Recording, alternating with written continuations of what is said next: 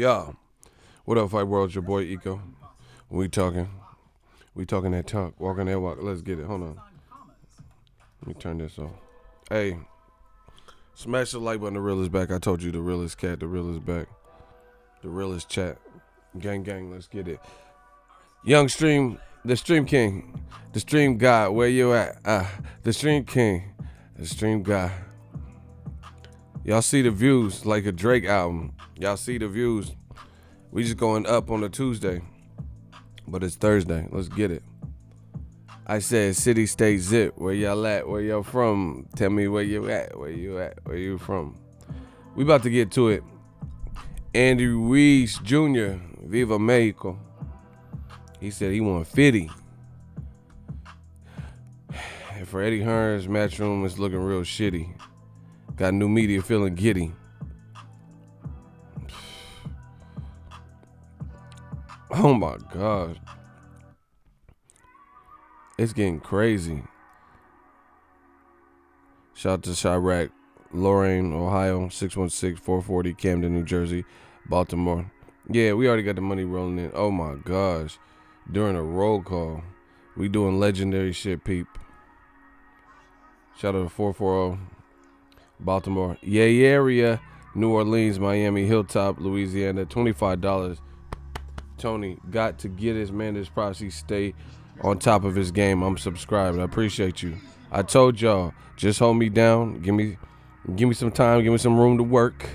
I was gonna hold y'all down. Bars. Let's get it, Houston. Lil Louisiana. Oh my gosh, that's the new plan. Call it Lil Louisiana. Oh, I like this beat too. Oklahoma. Yeah, you gotta do it like this. This sounds like some Drake shit. Yeah. San Diego. That's that 619. I'm at the Warriors game with the Toronto Raptors. Yeah. Shout out to the people. 909. That Rancho Cucamonga. Pasadena, City of Roses. 562. 915 Texas. H-Town. We about to get to it. I just got to warm up the vocals. I don't even got no EQ on the vocals. How am I playing, bro? How am I playing, bro? This my shit. You wait. You go to a restaurant, order your food, then you wait. Shout out to Dirty Jerry's 201-336. Motherfuckers just want entertainment right off rip and shit. You gotta get to the goddamn 50 mil. Like, bro, go to some other channel.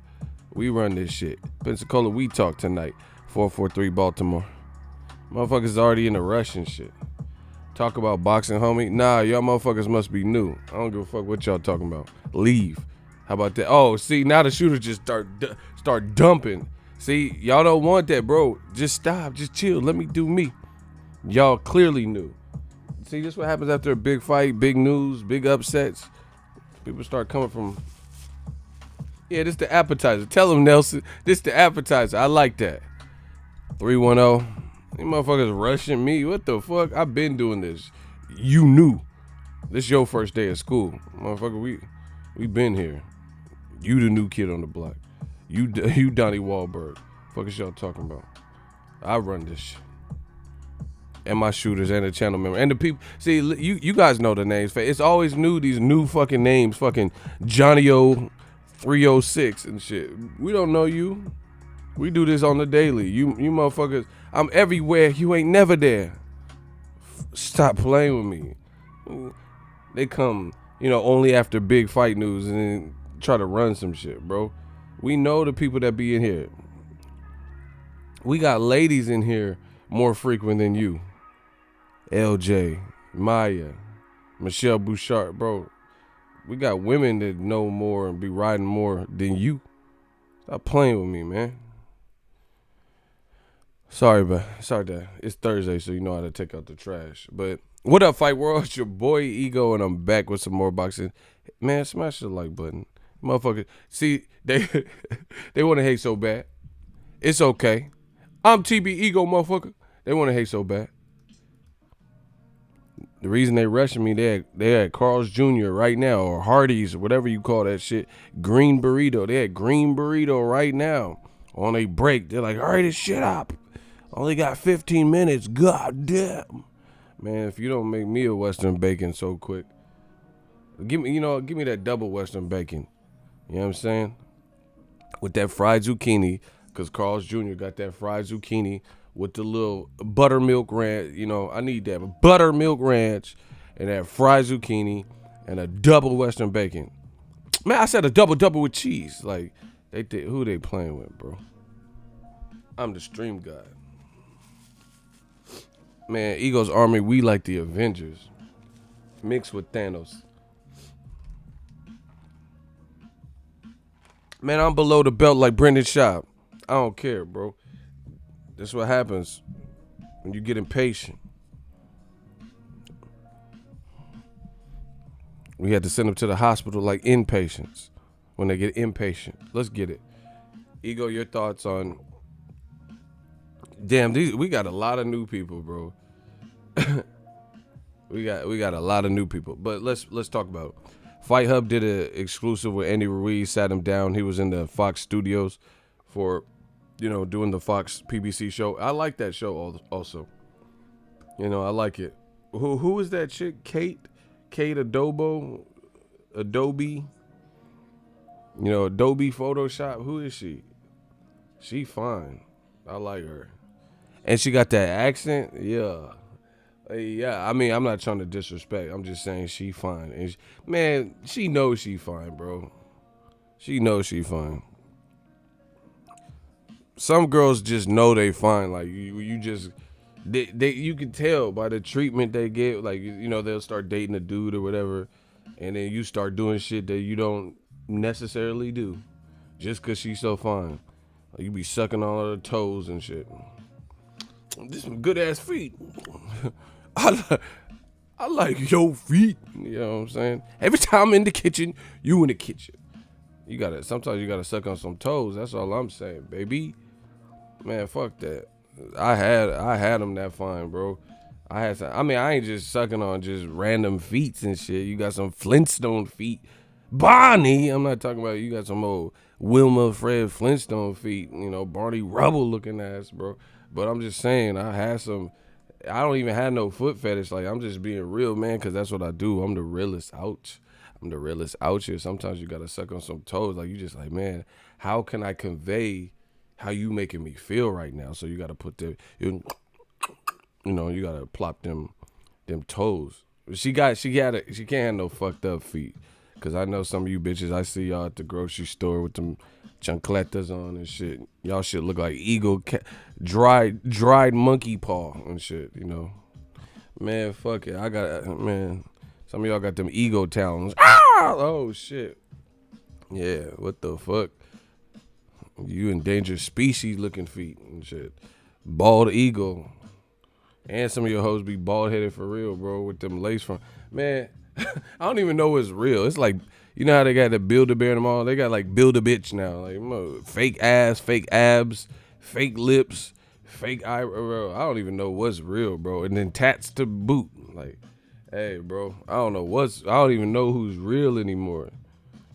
Bitches be like the Sims characters and shit. You try to touch them and it glitch out and shit. The Oregon Trail. I don't know. I just keep to myself. I prefer, not too much craziness and shit. And bitches now be like, I'm a Barbie girl in a bar. Come on, Barbie, let's go party. They be built like Barbies with, like, I could always tell the fake ass almost because it don't look right. Your thigh leg to ass ratio is ridiculous right now. You look like a fucking cakey stork and shit, bro. You about to deliver a baby from the sky, bro. You look like a stork. You look like a fucking thick ass flamingo and shit, bro. He said the scene on Dolby a Minutes where homie gagging on the toenail. What good is a diamond nobody can see? Yeah, why he put hot sauce on the feet though? He like he was choking on the feet. That shit was funny. Look up, Marlon. Say cheese. See, Eric, shout out to Eric 415. It's that Bay shit. I'm telling you, it's that Bay. He said, "I love the thick thigh." That's what I'm saying. Women be having cake with these legs and shit.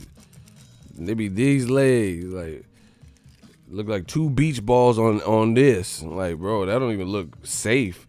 I'm gonna call hazmat. This doesn't look safe right now. Oh shit. It be hella cake on this with these legs, bro. That shit finna break. Looking like a lifeguard chair and shit, bro. Hella high up, man. These women, they just building their own shit. I know a girl, bro, she did a collagen.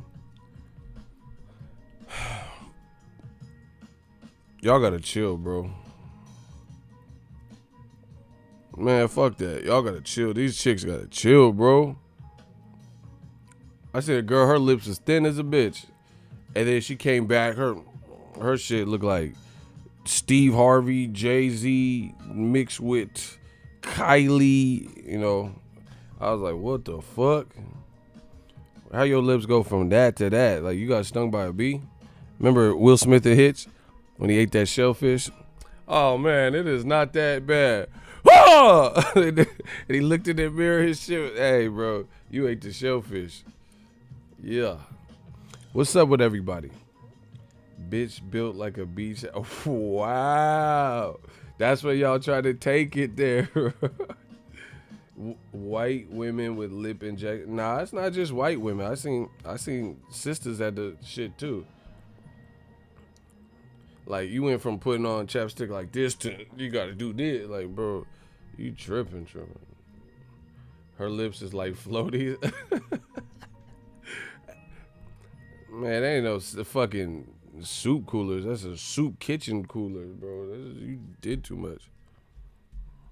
Let's stop. I'm just gonna stop. So Andy Ruiz, man, listen, from the bottom of my heart, I love boxing, and it's stories like Andy Ruiz that redefine, not that I was losing love or anything, but it just redefines and like reaffirms why you like this sport, bro. I like to see good people win. It's just that simple. Andy Ruiz, he's like, formerly a fat kid who, started boxing. Maybe, I don't know if he was bullied. I don't know. You know what I'm saying? But anyway, this man glowed up. He hit that ultimate glow up. He went in there with somebody who looked like fucking Action Jackson and tore him out the frame. And now he getting love from everybody, including his people. Shout out to, listen, I know there's a lot of bandwagon shit, but I give it up, because La Raza is holding Andy Ruiz down, and just boxing fans in general. Holding Ruiz down. It's good to see people get behind him because, like, he got a letter from the president of Mexico. President of Mexico hit him up like, yeah, I just want to meet with you. Bro, this is big. Y'all got to stop this bullshit talking about if he's Mexican, if he's Mexican-American. Bro, he put on for the culture. Just stop that dumb shit, bro. Let him have his moment, and let's see what happens in the rematch. But give that man his props. But I just like that. J-Rock, same thing. I like to see people who are counted out.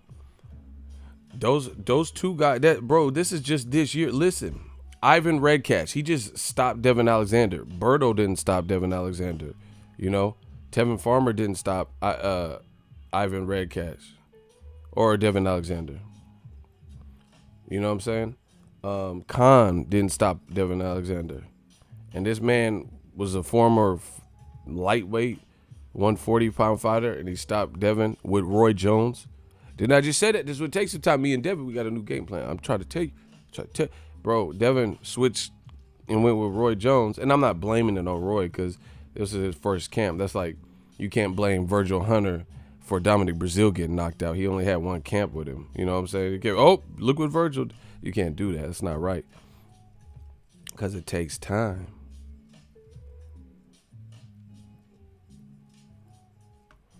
It takes time. But I just like to see people level up and do their thing. And we've seen that a lot. Ivan Redcatch, he just beat on I mean, the only downside is on the same night as Joshua fight, what happened to be a bigger fight, so some people didn't get watched it. But just go back and watch it or watch the highlights. Um, Andy Ruiz, 5 weeks to train, doesn't have the prototype body, much shorter, short reach. I really like that Chris Arreola, Adam Kalnacki card. I like that. Berto's on the card, and Marcus Brown versus Jean Pascal. If I can get, I'm not going to pay hella money, but if I can get reasonable, I would cover that. If I can get reasonable, hotel and flight accommodations, I would cover that. I'm not mad at that card at all. Hey, y'all petty. He said Brazil took 2 L's. He switched trainers and got knocked out. Then he just left, wins a title with Ruiz. Facts in the same division. Well, see, some of the thing is sometimes it's not really the trainer. It's you, motherfucker. You know what I'm saying? And I don't know everybody's individual situation, but look, I'm not going to speak too much on Ruiz versus Wilder is a good fight. I'm just going to leave it at that. I told you, listen, my thing is this on my channel, if you guys are new, because, there's a lot of YouTube showing the boy love, you know what I'm saying? Because we were right and the people are seeing it. So the view counts are all going up, the money going up, the fanfare is going up, and the algorithm's getting it right. They know we the realest. So everything's going up. So there may be people who are new to my channel or my style or whatever. We truth seekers. That's what it is. So me, I told you one of my things in this boxing game, I'm really here to innovate, change the game up. The way the game is, there's a lot of clout chasing. I'm not big on that. I'm not a clout chaser. I came up out the mud. I did like everybody else. I got a silver play button from YouTube with just good fans and content. Not a bunch of drama, not, talking about Ellie or, whoever else. I didn't worry about what other people were doing. So same goes for me. I don't care what anyone says about me, using my name and all that type of stuff because I'm at the fights, right?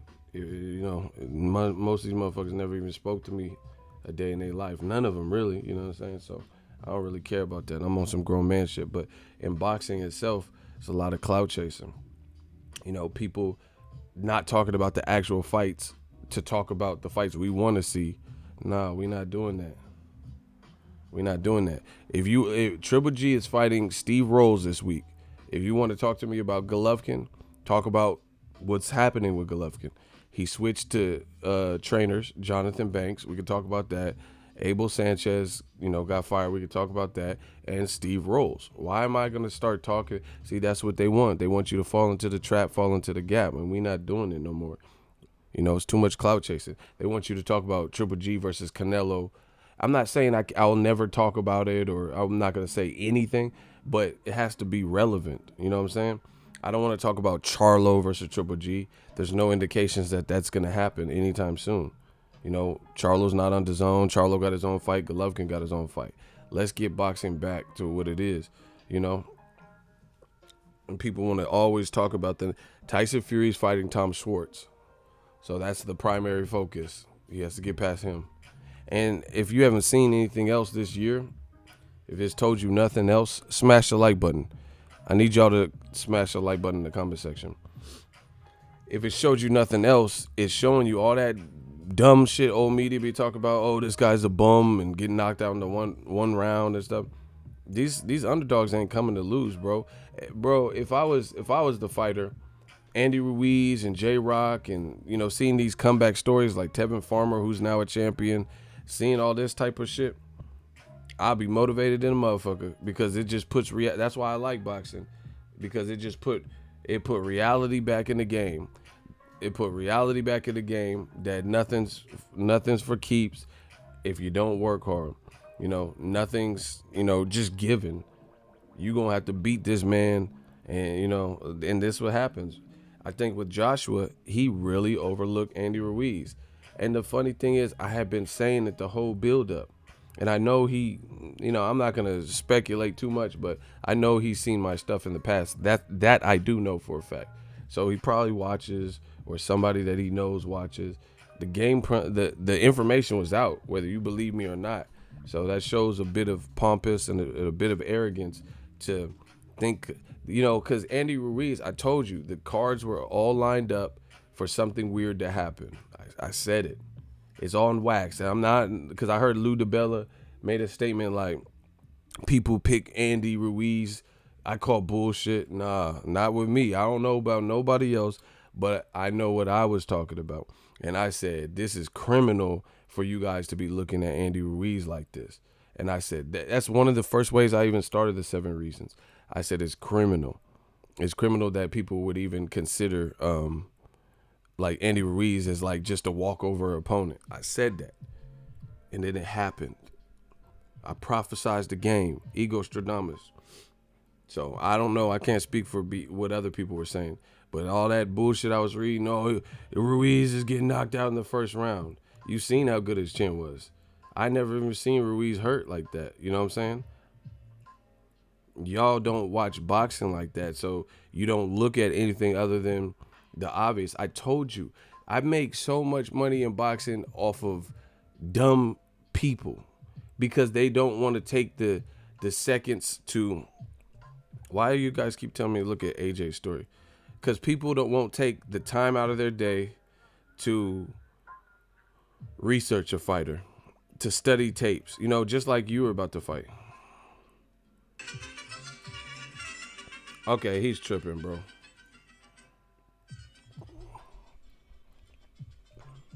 Hold on, let me turn this fucking music off.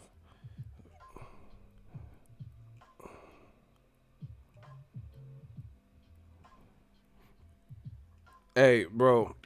The more AJ keeps doing, he just posted a bunch of Mexican food. He trying to be like me. He trying to be like me with the Mexican food because I'm posting. But the thing is, the funny thing is this. All the rumors about what happened with AJ, to me, with him doing all of this, are more believable. That he's making it, I'm just telling you how I am as a real life person. He's making it worse because, shout out to Luis Pena, $2 super chat. Does Ruiz deserve $50 million in your eyes? Yup, and I'll get to that in a little bit.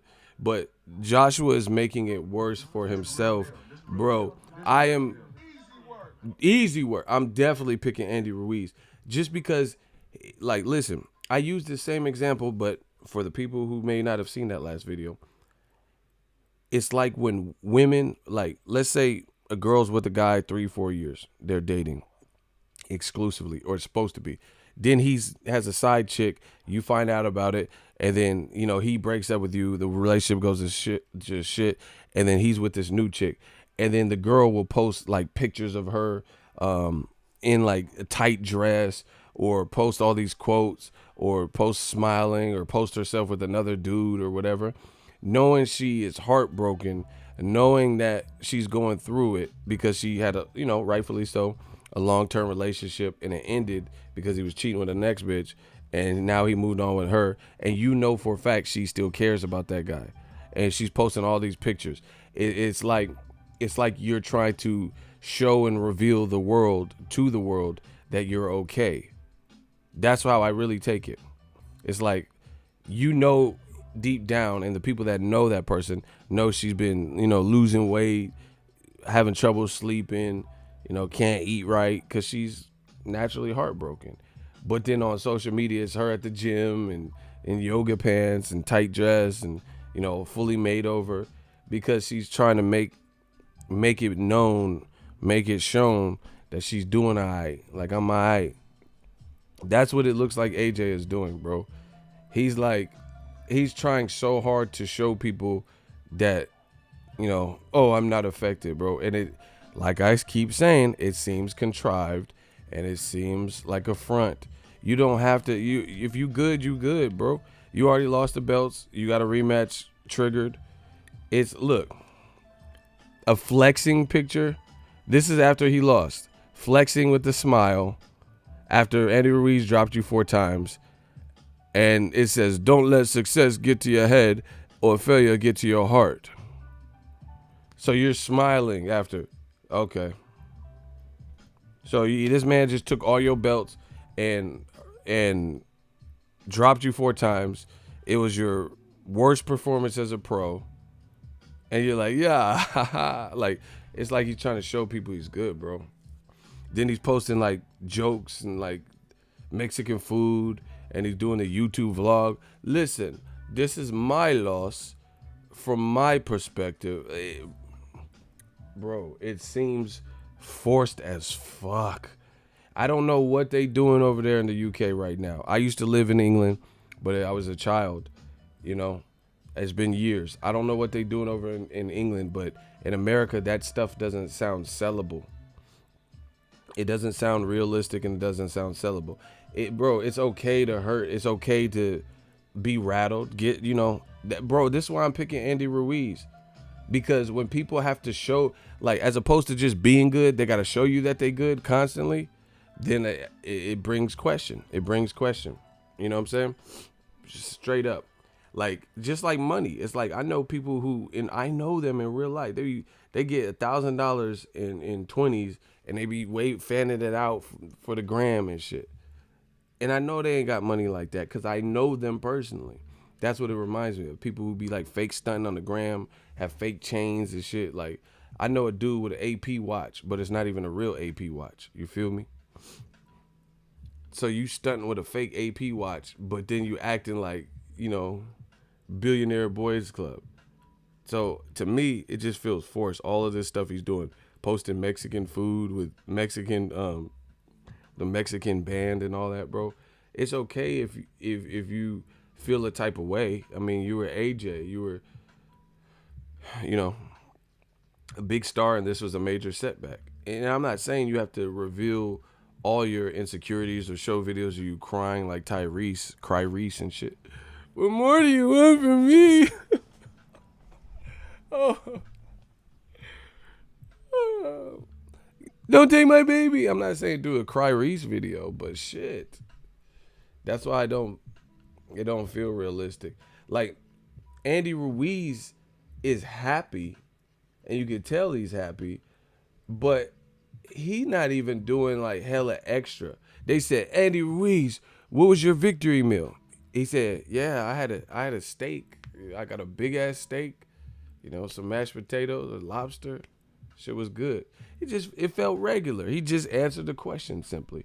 Joshua flexing and shit. Oh yeah, don't let the loss get to your heart and win to your head. Bro, it don't feel right to me.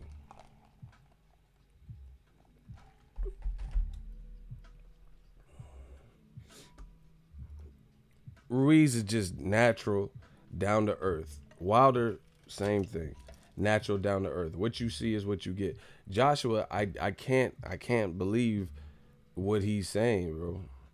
Because it's too up and down, and him and Eddie Hearn have both been caught in lies in the past, bro. And then doing all this and acting like it's like he's trying to show the world that he's good. Like, keep your head up, champ type shit. And there's ways to do it, and there's ways to not do it, in my opinion.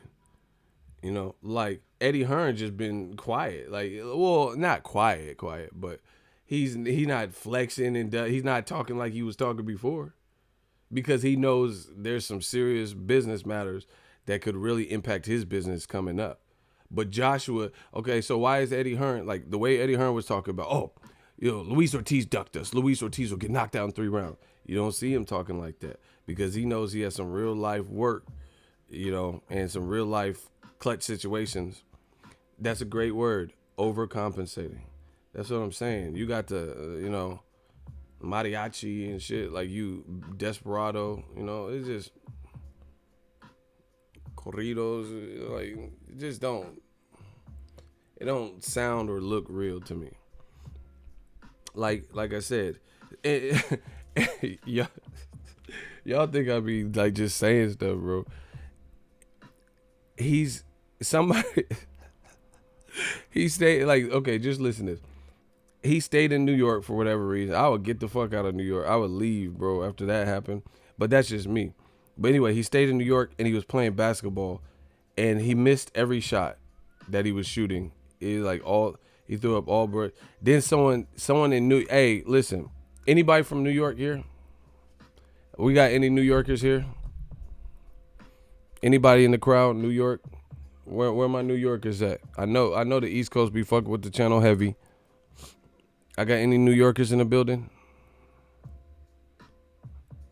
Yes. Yup. Brooklyn. Okay. We got some New Yorkers in here. Brooklyn. Salute. Dope. We got some New Yorkers in here. Yes. Brooklyn. Live there. BK. All right, perfect. Y'all gotta chill. Everybody from New York, y'all gotta chill. New Yorkers, they'll really just tell you about yourself. Bro, Joshua was at the Rutgers or wherever the fuck he was. You know, I'm not as familiar with New York. I don't know what park it was. It might have been the Rutgers. This motherfucker was shooting bricks at the Rutgers or whatever ballpark he was at. And then some dude was walking by him. He's like, yeah, AJ. He said, yeah, you gotta stop losing the fat dudes. Yeah, son. You gotta stop losing the fat dudes. Come on. Bro, he just said that to AJ. Bro, this is the guy 3 days ago, that was the unified champ. And motherfucker in New York was just walking by. He said, yeah, man, come on, Dunn. Stop losing the fat dudes. And then Joshua started laughing. Bro, why are you laughing? Bro, hey, nah, bro. I can't believe it, bro. Bro, the dude tried him. He said, yeah, you got to stop losing the fat boys. Come on, man. What you doing, son? What you doing, son? You know, what you doing? You thought you was really doing something? Man, I got the clip. Bro.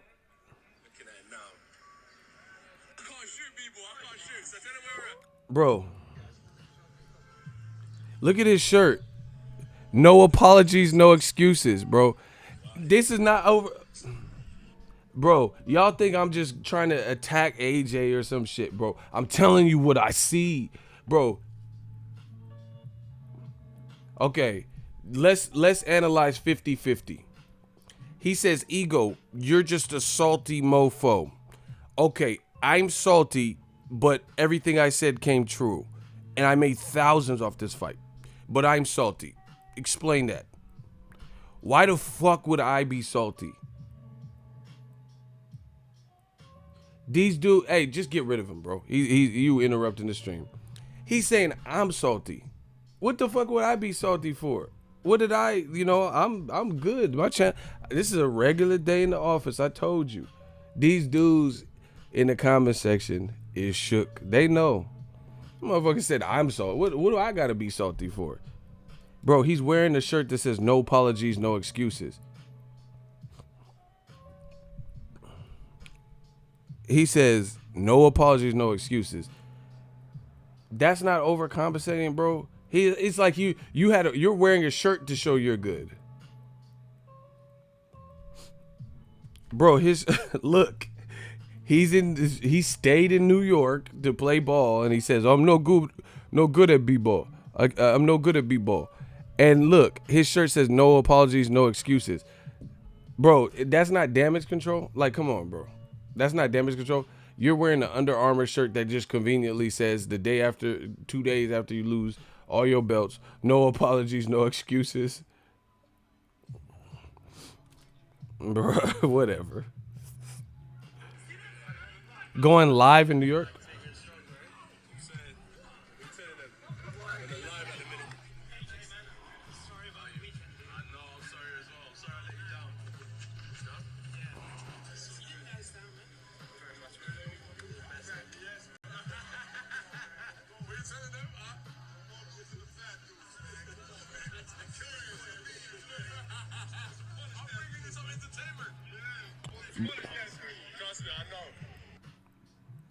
Bro, he's in New York and some random dude from Flatbush or wherever the fuck dude was from, he said, yo, stop losing the fat dudes. And he said, what'd you say?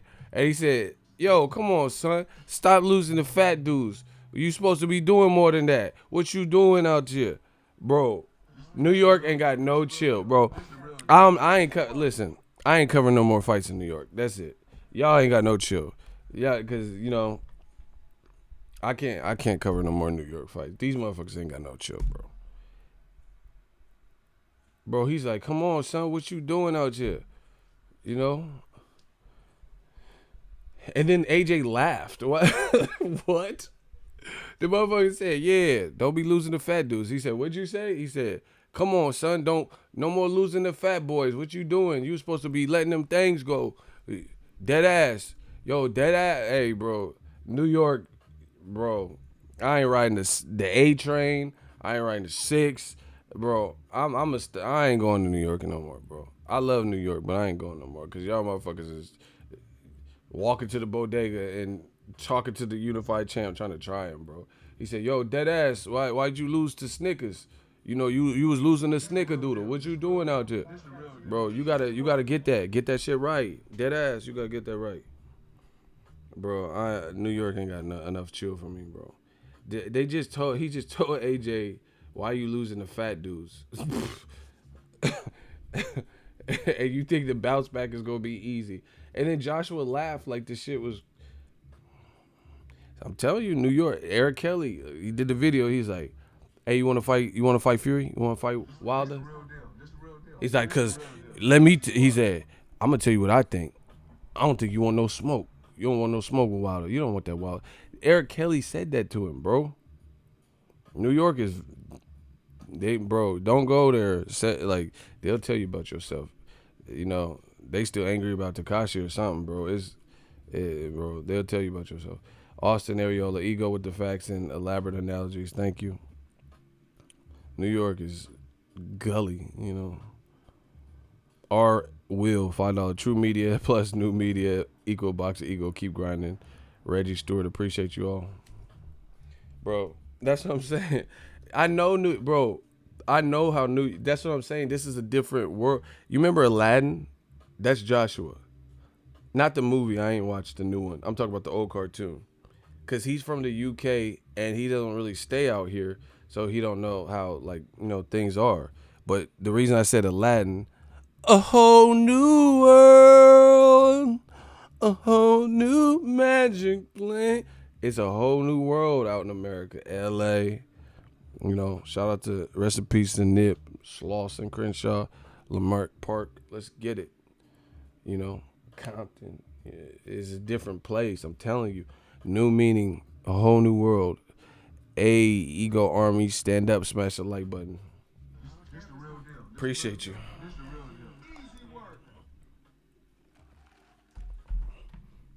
That's what I'm saying. They too polite in the UK. Well, that's what I'm saying. So if that's the case, then it's different when you go to New York. These motherfuckers, if you in traffic and you know, don't go when the light turn green, they finna honk for 5 minutes. It's different. I'm telling you. Beep. I remember I went to New York to cover a fight. I was so fucking tired flying from Cali. And I got to my hotel. I was on like the 15th floor or something, 16th floor. And I was like, man, I got to sleep before this media day. And all I kept hearing was horns, horns, horns.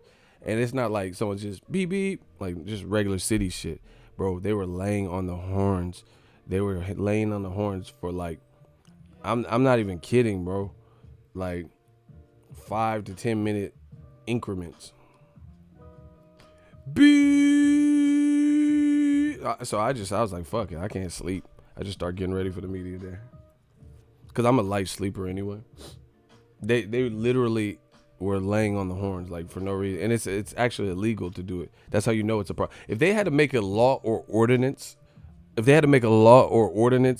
to prevent people from doing that, and people still do it, that tells you what type of place New York is. These motherfuckers ain't playing. That's a fine. You'll get a fine for laying on the horn like an extended amount of time, and the motherfuckers still do it, and nobody gives them the fine.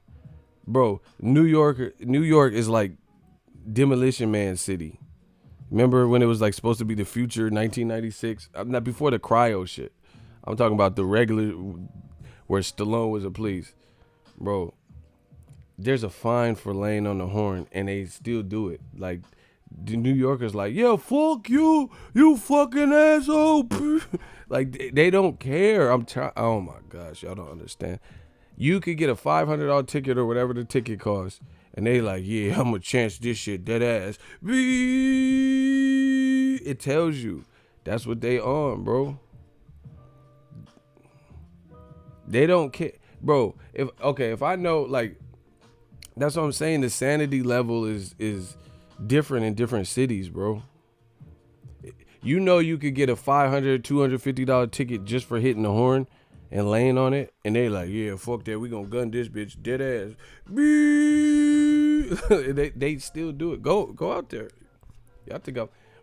New York has, like, Uber drivers and just car drivers. They have these things that they put on the bumper. I don't even know what y'all call them shits, but they have the shit to call. And I'm like, what the? I got on my Uber, and I'm like, cause I kept seeing them. I'm from Cali. I'm on the Cali shit, you know, that West Coast shit. So I kept seeing these things on the bumper on the back of the people's car. It's like, you know what it looked like? It looked like car mats. You know when you get the rubber, not the carpeted ones, but you know the ones that look like rubber, like rubberized car mats, and they had them on the bumpers. So I thought people's, car mats were draped out of their trunk or something. I'm like, what the fuck is this? And they're like, no, that's a bumper guard. I'm like, what the fuck is a bumper guard? And then he was like, yeah, because, people will fuck your car up. They'll just hit it any type of way trying to park. So you have to have, it's better to have that. Otherwise, your car will be fucked up. Bro, do you understand? You have to put bumper guards on your car because people park any kind of way and it's so congested. Motherfuckers just, sorry. Oh, shit, yeah, I'm going to get in this spot. Bro, that ain't no bumper guard, bro. This is bumper cars. These motherfuckers is wildin', bro. I'm in Cali. It's busy. Cali's busy, but we ain't got no shit like that. That ain't no bumper guard. You guys are playing Mario Kart. Bumper cars. New York they ruthless, bro. You guys are playing Mario Kart. Mario Brother and Donkey Kong. That's driving New York. That's why I don't even drive. I don't rent no car. I could drive. I got handles, bruh. I got handle. I ain't never rented a car. All these New York trips you see me in, it's not worth it. These motherfuckers playing Mario Kart. If I rent a car and then I cut someone off and they get mad because they got road rage, they're gonna throw out the banana peel and I'm gonna spin out and be like Donkey Kong and spin out and shit and smoke coming. Hey, bro, I'm not doing that. These motherfuckers, they throwing out banana peels when you drive, bro. That's some serious road rage. You want me to slip and spin out like Donkey Kong? I'm trying to tell you, man, these dudes ain't got no chill. They gonna shoot out the turtle shell and shit. Cause I cut you off. I gotta get hit with a turtle shell. I'm in a rental. This is a Ford Focus. You hit me with turtle shells. My car's not equipped to deal with the fucking tortoise shell. What the fuck?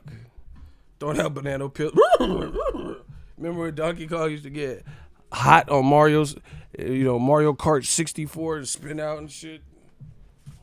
Hell nah, bro. I don't ever want to drive in New York, ever.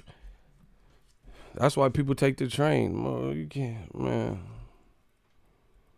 Hell no. Y'all playing Mario Kart out there.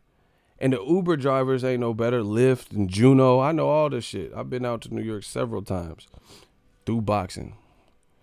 Hey, the Uber drivers don't give no fuck. Man, this dude was driving like Keanu Reeves in Speed and shit.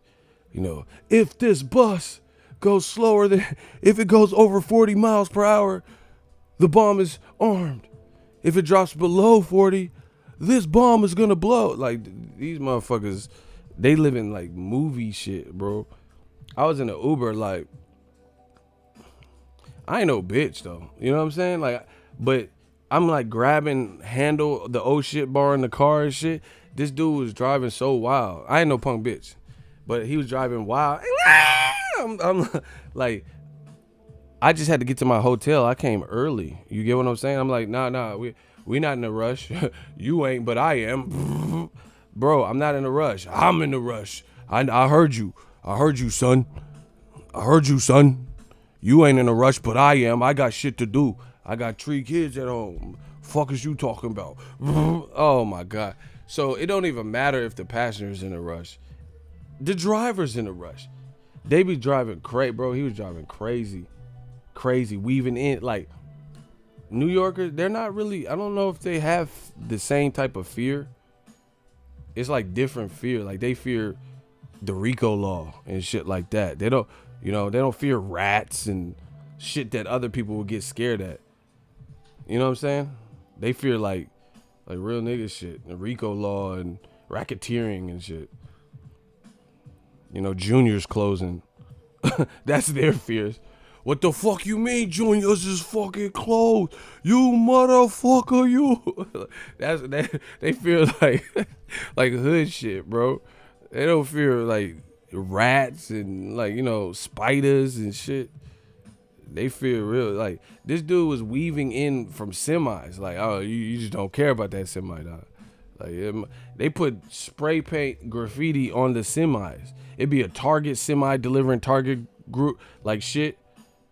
And then they just put spray paint on it. Like, bro, they not tripping. They just gonna do. They like, whatever. That should say, where my blood's at. That should say Barget and shit. Like, why you gonna do that to Target? You just gonna put the B on it. That should say Barget. Yeah, it was bracket. We got that Barget. We're about to take this product to Barget.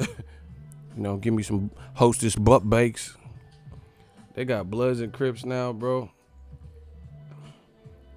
Like, y'all gonna turn the Target semi, delivering shipment to Barget? Like, hey, bro. Why y'all do that? Cause Tekashi Treyway, motherfucker. Why'd y'all turn that to Barget? Yeah, now you can take that product to Barget. You can take that product to Treyway. You take that shit to Barget.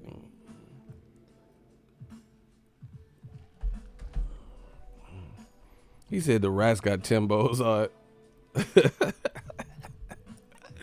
Hey, I'm about to go to Barget later. Fuck y'all. It's bracking. Anyway, that dude from New York tried Joshua, bro. He said, yeah, you can't be, why you losing the fat dudes? Come on, son. You gotta do better. What you do? And it don't matter. It's not like, see, this is the thing. It's not just black guys in New York, bro. The white people gangster, the black, definitely the Dominicans and all these motherfuckers, the Ricans and Dominicans, they'll all tell you about yourself. I'm telling you, New York's a different place. I love it. I love the culture. Me the puppy, what the fuck you doing losing a fat boy? You lose to Gordo. You can't be doing that, man. Like, the Dominican finna tell you about yourself too, bro. New York, they keep it real. The Dominican, no, me the puppy, you look tired. You should have been bow, bow, bow. I ain't no tired, yeah. That's how you should have been, man. You should have been. You should hit him. 1, 2, bow, bow, bow, bow, pow, pow, pow. I ain't no tired, yeah. Hey, Santo Domingo, Wepa. Yeah, these motherfuckers, bro, they out here in New York. I'm about to go to Spanish Harlem when I get back, man. He said Santo Domingo. Yeah, Kodo sounding motherfucker. It's just, yeah, I see Anthony Joshua from Yankee Stadium, and he do good if, bro. Let Kodo tell it. That's how Kodo would do it. Andy Ruiz, I know him. He good. He fight. Joshua look, how you call it, scared for Ruiz. Man, that motherfucker Kodo be the dog whisperer. He motherfucker be whispering. I'm like, what? My fight with Manny Pacquiao at Yankee Stadium. The motherfucker just say Yankee Stadium? I will be at Yankee Stadium with my family, and that's how Kodo be doing. That's how Kodo be doing it. Before my fight, I eat plantains and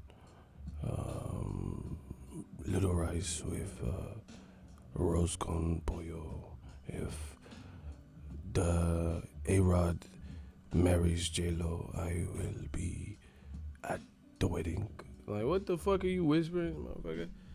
Yeah, Cotto be talking in third person. Miguel Cotto, he retired. Like, what the fuck you mean, Cotto, he retired? You is he is you. He is I, and I am him. Like, Cotto be talking in third person and shit, bro. Motherfucker be Miguel Cotto, he retired after Saddam Ali fight. Like, motherfucker, you is Cotto. What are you talking about? Cotto retired, motherfucker. You retired. You did it. You retired. Cotto retired. Crazy, bro. Cotto is that boy though. I fuck with Cotto since he had that hair. That motherfucker was punching his dick off. He wasn't. The fight wasn't going this way. He's like, okay, Zab, how you like these apples? Bow. That motherfucker was hitting Zab's penal area off. He hit that penal code. Fuck is y'all talking about though? He hit that penal code. I'm Miguel Cotto, and I remember Cotto when he had that curly fro. Cotto got that left hook from hell though. Cotto's that boy. Nah, I fuck with Cotto. Look at everybody rapping for Cotto. Yeah, Cotto raw. Cotto versus Torres, that was a beast. That was a beast of a fight. I like that. Yeah, that's that Puerto Rican hook. That wepa, the bow. Tito had that hook, bro. It's getting boring. Block these motherfuckers, bro. I don't care. Old media is dead. We don't care.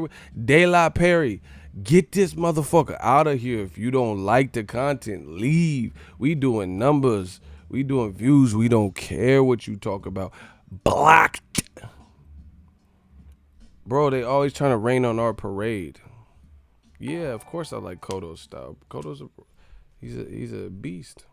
And see that I like Cotto's style because Cotto's style fought every fucking body. Mayweather, Pacquiao, Margarito twice, Shane Mosley, Josh Clottey, Canelo. Cotto fought everyone. Torres, Paulie Malignaggi, Randall Bailey. Cotto's resume is stupid. Cotto got a stupid ass resume. Zab. Daniel Gill, motherfucker was fighting everyone. Sergio Martinez. Cotto fought everybody in his generation. That's what we got to get boxing back to, some shit like that, man. Cotto was still respected and all that, and he lost to some of them fights. Anywho, Anthony Joshua's. It's an uphill battle, man. It's an uphill battle for the comeback. Andy Ruiz, they would pick up the trash right now, bro. Cali be on weird shit. Bro, it's 1:37. They picking up the trash right now in my live stream, though. Like, really? Y'all don't come in the morning no more? You just gonna come at 2? Yeah, okay. You want to pick up the trash at 2 p.m., huh? Yeah, right when I'm trying to do the live stream, huh? Jake! I'm sick of this shit.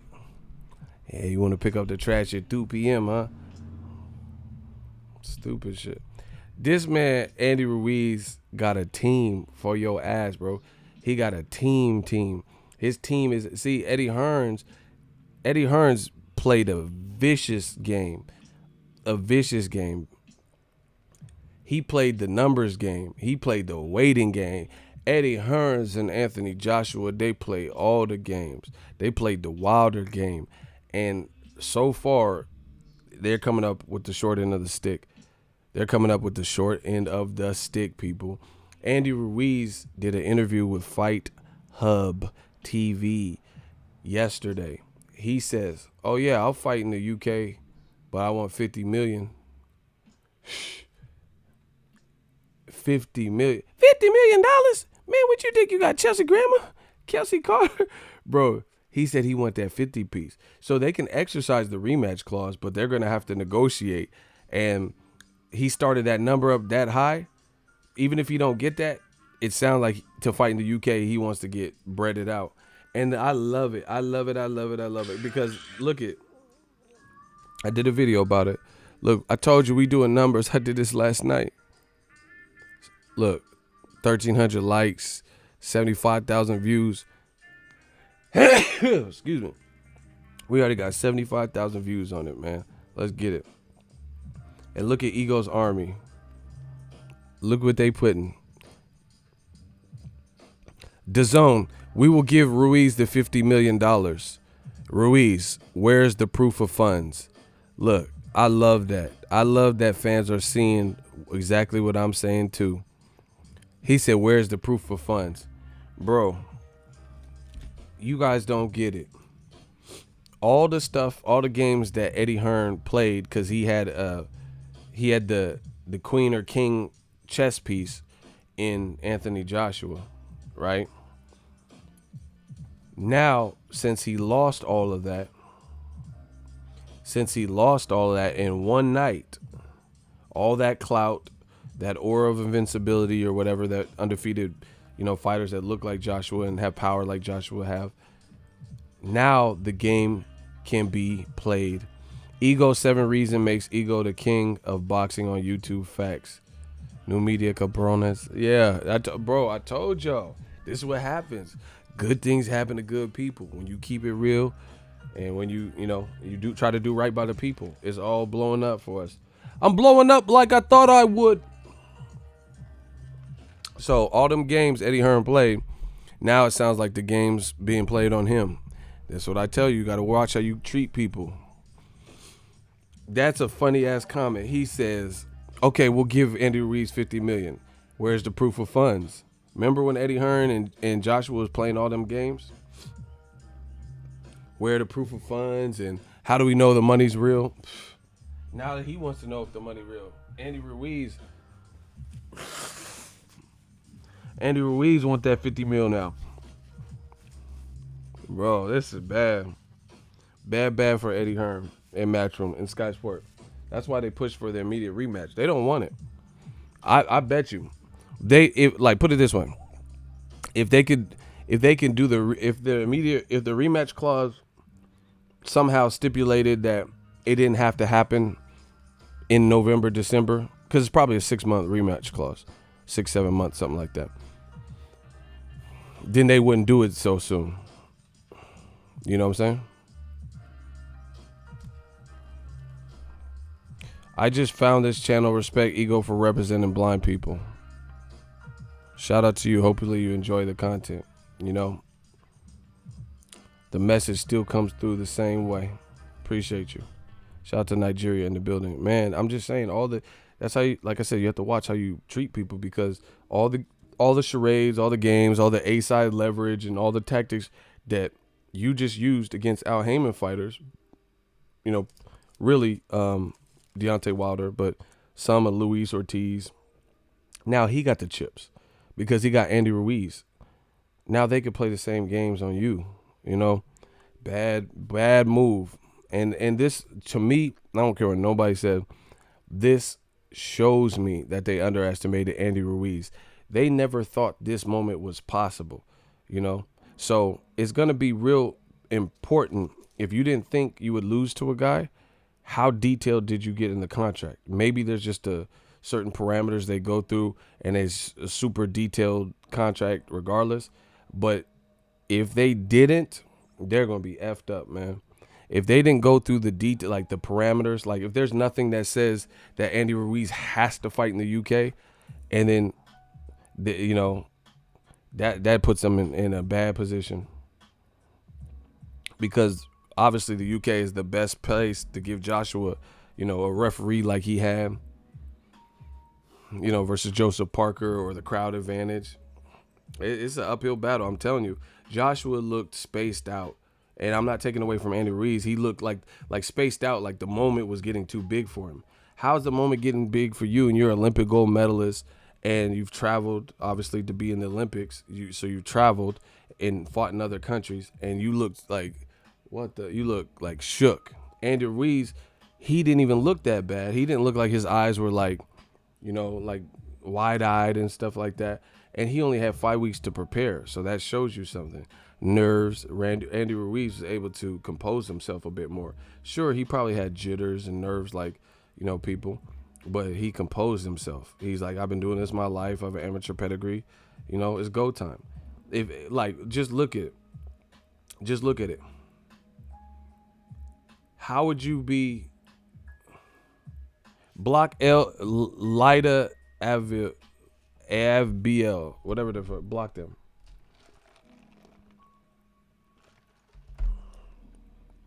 Block them. LYTAAVBL, block them.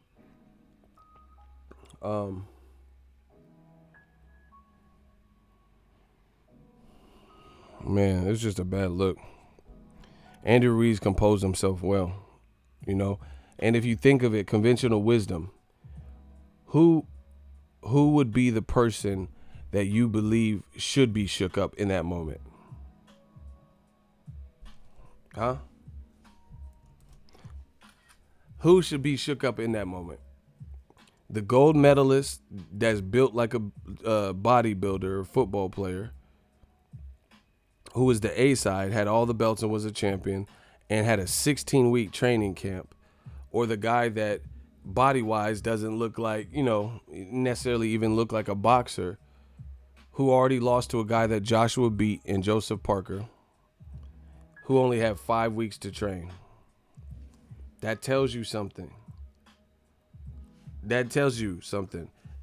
Everything was and everyone thinks you're going to lose. So, how is Joshua look, like the moment was too big for him, yet Ruiz had everything literally stacked against him and composed himself well and got the job done.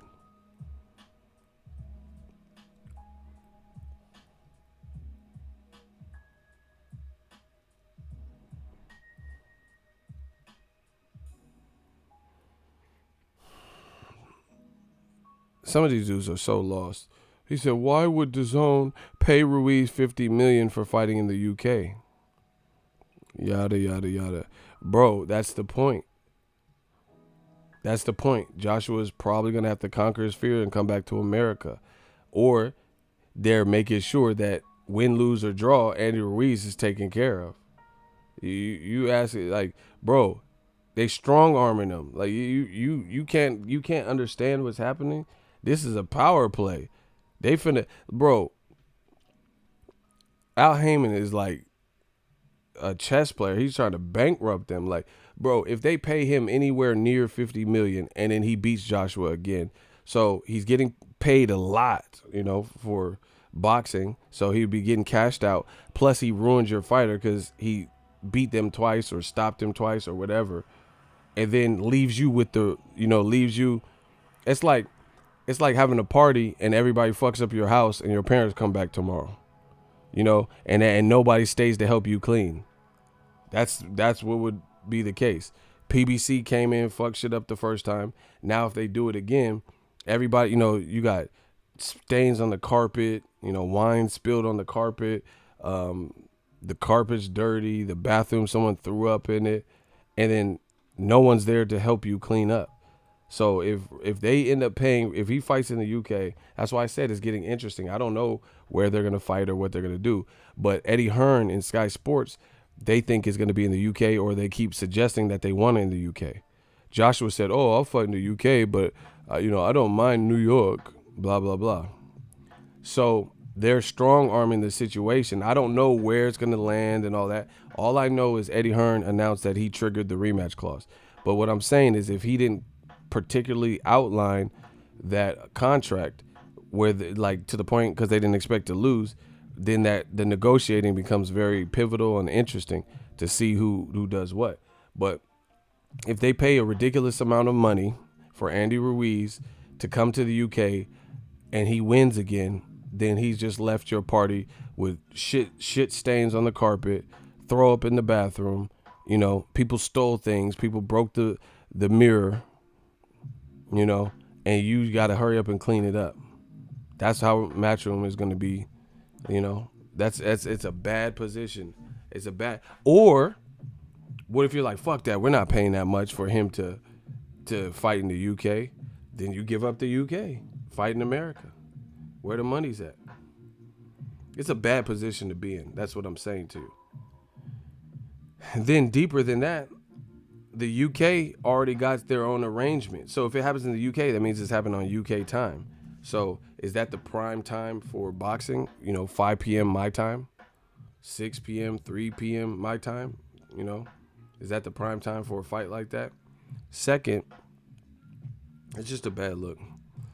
The money just keep coming in. Okay. See, this is what happens when you tell the truth. People like Big Time, they come up, give you them credentials, and vouch for what you said. Big Time, $20 super chat. Much love. Appreciate you for supporting the channel. He says, I remember you describe Eddie Hearn and Anthony Joshua, Team Joshua, tactics as amateur hour. Now it's starting to show. Remember? See, I ain't even got to just say it. The fans say it. They know what I said. Amateur hour. Open mic night. These aren't boss moves. They're not in a position of boss power right now. Eddie Hearn, because he had a guy who was successful in winning, he had that chip, and he thought he was, and he overplayed his hand. Oh, yeah, I got Joshua. Like, you didn't expect him to lose, but then the guy on Sky Sports said we knew he would lose. We just didn't think it was going to be to Ruiz. It's bad. It's a bad look. When have you ever heard Stephen Espinoza say, oh, we always knew Wilder was about to lose. We just didn't think he would lose to Brazil. You never heard that. I'm telling you, the UK, they're acting different right now. Ascension Sports TV, Ascension's Arena. Easy work. $2 super chat. Fight at Dallas, Texas Stadium, Cowboys. Man, if Joshua was spooked in Madison Square Garden, I just went to Spence Garcia at AT&T Stadium. He gonna be petrified. That Jumbotron was so fucking big, because that's the closest thing smoking, at the major stadiums in America to them UK stadiums. But the difference is Texas is full of Hispanics and blacks and white. You know what I'm saying? Like, if he was shook at MSG, Barclays, and all that shit pale in comparison size-wise to AT&T Stadium. That's going to be nerve-wracking. And especially, like I said, the reason I'm saying Hispanic fan base is because this is the first ever Mexican heavyweight. People go, you don't think Texas is going to stand up for that when they have so many great Mexican-American fans? You don't think they're going to stand up to come out to see their Mexican champ? The guy that just put on for history, for the culture, for the heritage. Bro, if it happens at AT&T Stadium, woo. Because like I said, that place is huge. That's closer to the stadiums that they got out there. This the real deal. Shout out to Ernesto. $5 super chat, appreciate you. Bad position to be in for rematch room, slave room. It really is, because like I said, the other thing you got to look at, let's say they keep Eddie Hearn. That's what I'm saying. I don't even know how. Just explain this. I'm a private, independently owned, freelance entrepreneur, small business. I don't have a billionaire backing me. I don't have any sponsors, anything. And I'm telling you this boxing stuff, and it's coming true. And I'm telling you the business, and a lot of it makes sense, I feel, and you're seeing that it makes sense. How is it that I'm able to do this, but actual company, corporation that has backing, that, has some matured money, that's been doing it for a while, they're not seeing these things before it happened? It's really weird to me. Really weird, that rematch rule. So for example, Eddie Hearn and Adam Smith of Sky Sports said they want the fight in the UK. They want the rematch because they want to give Joshua the comfort zone back, right? How is that going to work with the time? Is that so you don't care. That's not prime time for US. We have a Mexican American champion. So coming on at 3, 4, 5 our time in Cali, would not be the ideal time to make the most money, right? But you won in the UK. So that stipulates you have worries, you have fears, and you want to give Joshua whatever advantage. You want to give him as much advantage, as much hope, and as much crowd favor and whatever else that you think is going to motivate him. That shows that. It shows that desperation. But beyond that, looking deeper into that, how would that work since Sky Sports is the distributor of UK content with Matchroom? DAZN is the distributor for the US for a lot of Matchroom content.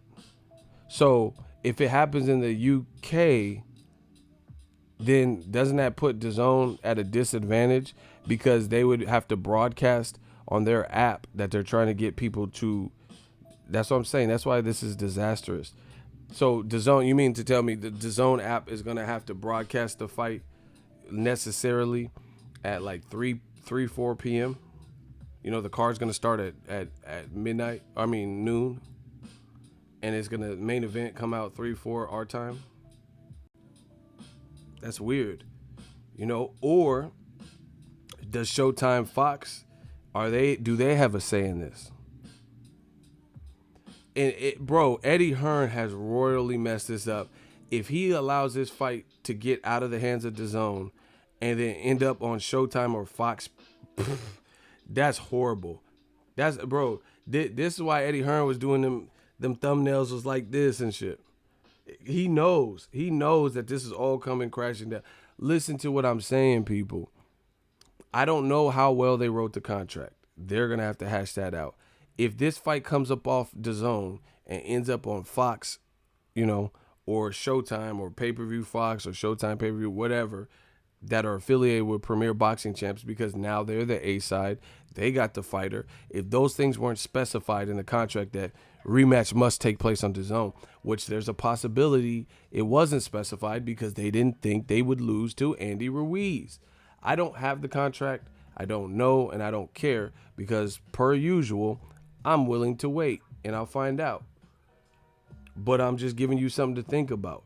If they didn't specify, rematch must take place in the UK or it has to be on DAZN, Joshua is not contracted through DAZN. So that's another thing.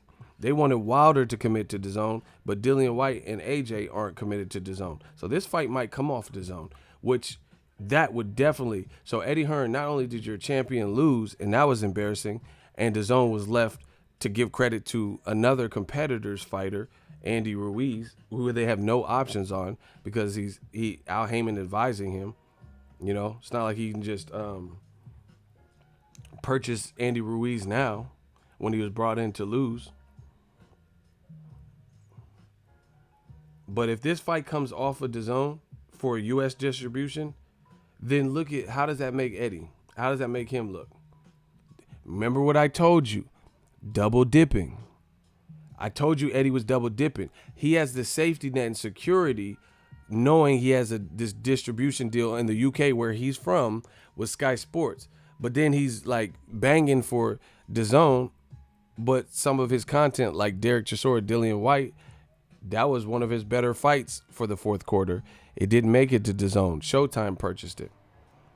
So I'm telling you, if this fight comes off of DAZN, that's a huge L. Because not only did they host the first fight, which numbers haven't come out because people didn't anticipate Andy Ruiz would do good. Not only did that happen, all the Matchroom fighters that still would potentially fight on DAZN, most of them had bad performances.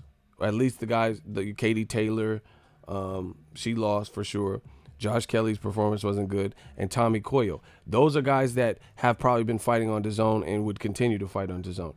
AJ has an open contract, right? So those are the people still on DAZN. And if, like I said, if the rematch comes off of DAZN, then the match that nobody expected to be a good fight got whatever viewership, and then your A-side cash cow, Anthony Joshua, lost. Now, if DAZN doesn't get the rematch that people are checking for, because now we have a Mexican-American heavyweight champion, and people know to check for the fight, because they know how good the first fight was and they heard it and they seen what happened. It gave them something to believe in. So if DAZN doesn't get the second fight, then it's really looking ugly. It's really going to look ugly because you advertised the fight when people didn't know it was going to be good, except for people like me because I studied boxing, 7 reasons. And then the cash cow lost. And then if Showtime or Fox says, we're the A side, we're doing the distribution. If that's not specified that it had to be on DAZN, which Joshua is not like Canelo, where he has to fight on DAZN, then it's gonna be ugly. That's what I'm saying. This is why my channel and why I get ahead, because I forward think about these things. If this fight comes off of DAZN, that is a major L to DAZN, because now we know we can expect a good fight, and then DAZN doesn't have anything to do with it. Double dipping Eddie, because they need all the big fights they can get. There's anticipation for the rematch now, but there wasn't really anticipation and a huge buzz for the first fight. That's the one that DAZN advertised. Andy Ruiz's team, depending on, unless they covered all their tracks contractually, Heyman, PBC, and Ruiz team are in the driver's seat. This is what I'm talking about, people. This is what I'm talking about. They are totally in the driver's seat unless they covered all their tracks in a fight they didn't think they were going to lose. And then they had certain clauses and particulars that suggested it had to be in the UK, it had to be on DAZN, it has to be this, and these are the if they didn't outline all that, and they said, hey, we'll rematch you, but we're rematching you on Showtime, we'll rematch you on Fox pay-per-view, then Eddie Hearn has just collected another L. Simple. Just like when he signed Devin Haney, everyone thought he was going to fight Luke Campbell, and then a week later, after the signing, maybe not even that long, we find out Top Rank, his fighter, is getting the WBC fight. Just like when Deontay Wilder, Dillian White said, I'm 565 days, I've been waiting, I'm the mandatory. And then the WBC said, nope, Dominic Breazeale's the mandatory. And then Wilder just went viral for knocking him out. Bro, Eddie is being X'd out, at least in America. There's no other nicer way to put it. He being X'd out.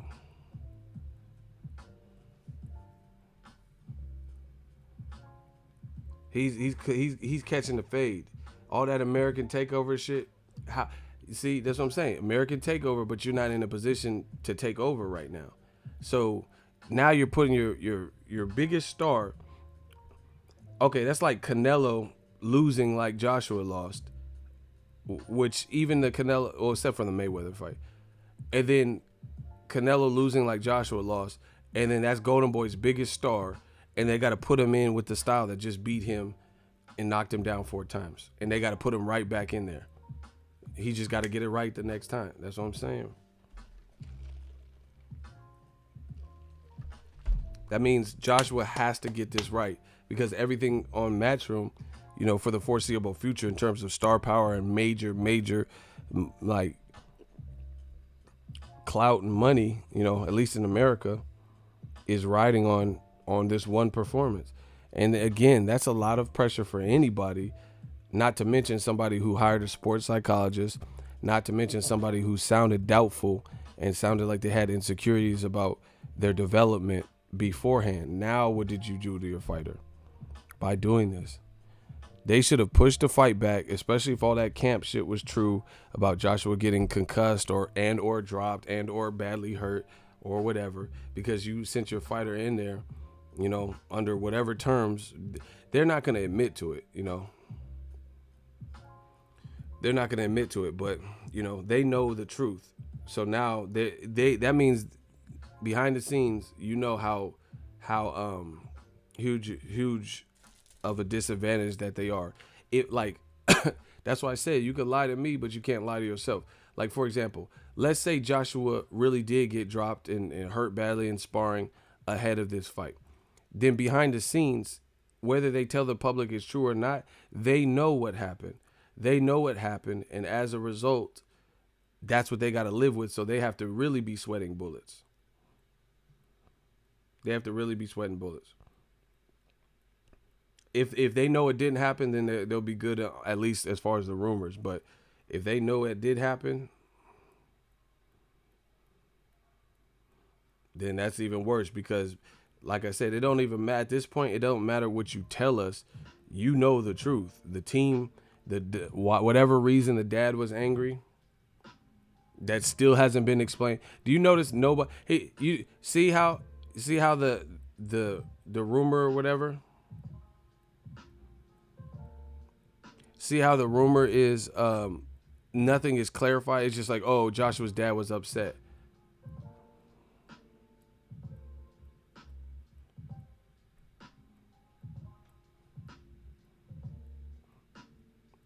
Like, really? Joshua's dad was upset? That's it? That's all you can tell us? No specific. Bro, like I said, amateur hour. Here's another thing. Bro, new media, I told you this is something different. This is why I didn't know when or exactly how everything was going to play out other than my speculation on what was going to happen. But old media is fucked up right now.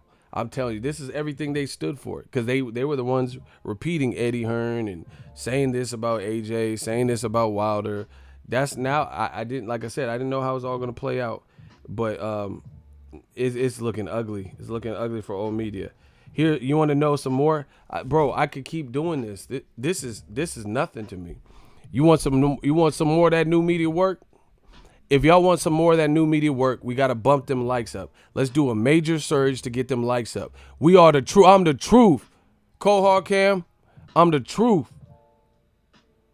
Smash the like button. And if you want some more of that new media work so I can help you guys connect the dots a little bit more, can I get a hell yeah in the comment section? The truth.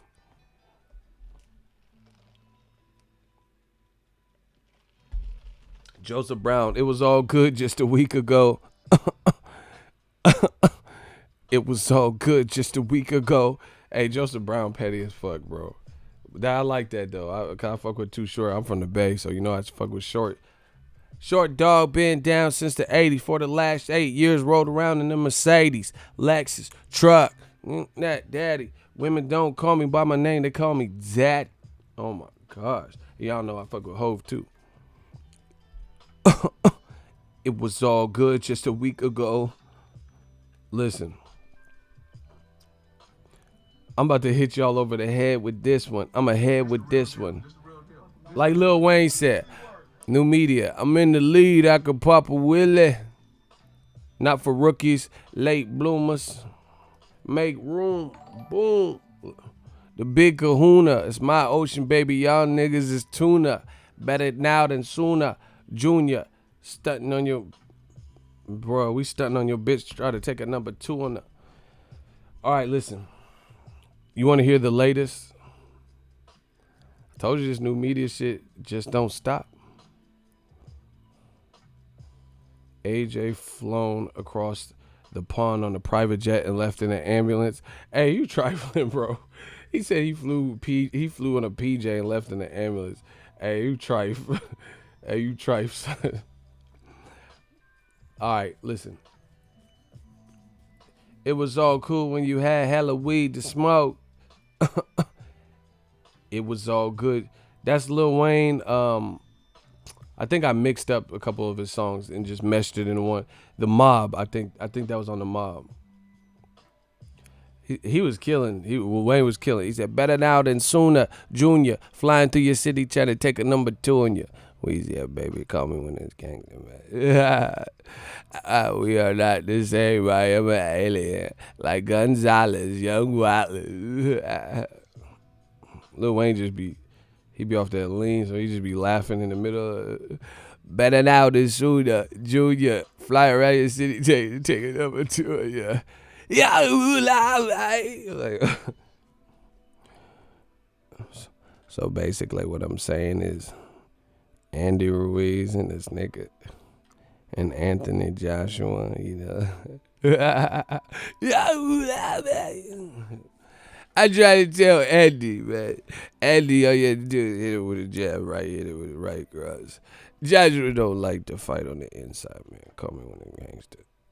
Yo, that's how Lil Wayne would do it. Bro, this shit is easy, I'm telling you. Anthony Joshua, he flew all across the pond, and he flew, and then he seen how they do it in New York. Weezy have a baby, call me when they gang, man. I got a fighter, his name was Regis Prograde from the 504. Let's get it, man. Call me when it's gangster. I'm on fire, shorty so raw, just maybe Colombian, so I'm higher. Washed up niggas, I would tumble dry ya. I gargle gumbo and spit jambalaya. I'm fresh up out that kitchen with that Richard Pryor. Yeah, I keep your stomach rumble quiet. Holla, prior to me getting money, I was getting money. Yo, moolah, babe. All right, let's get it. I told you we just having fun with the game. Hey, yo, Ego Joe Rogan said he was from a good source. AJ was dropped. Joe Rogan? Oh, my God, bro. He said Rogan.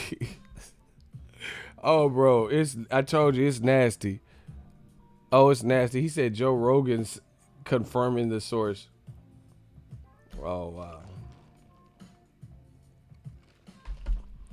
Y'all want me to dead old media even more with this real shit, or you want me to just y'all want me to stop? I told you, have it your way, like Burger King. What y'all want me to do? Y'all want me to put him in the ground deeper? He said, yeah, Rogan went off. I seen that. If y'all want me to put him in the hefty, let me know. Can I get a hell yeah? Jonathan Guy, we working. I told you this new media shit is something different. It's something you not used to. We coming. Death Row East, believe in that. Okay.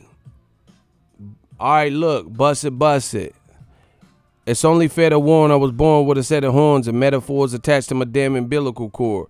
Warlord of rap that'll bash your Honda Accord and crash in your four-door Ford with a war-door Ford. All right, let's get it. Okay. So guess what the latest rumor is?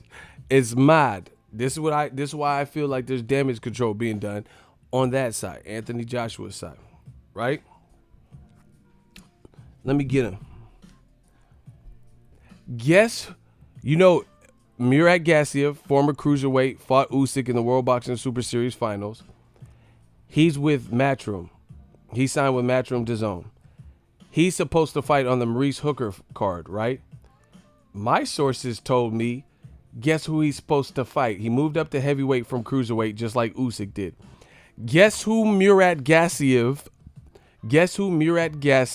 my sources said he was going to fight. Can you take one guess for his first heavyweight fight? Joseph Parker? No. I'll take two more guesses. Murat Gassiev at heavyweight. Guess who he's scheduled to fight? Bingo. My sources say Joey Dweko. The guy who was rumored to have dropped or stopped or knocked out. Anthony Joshua's.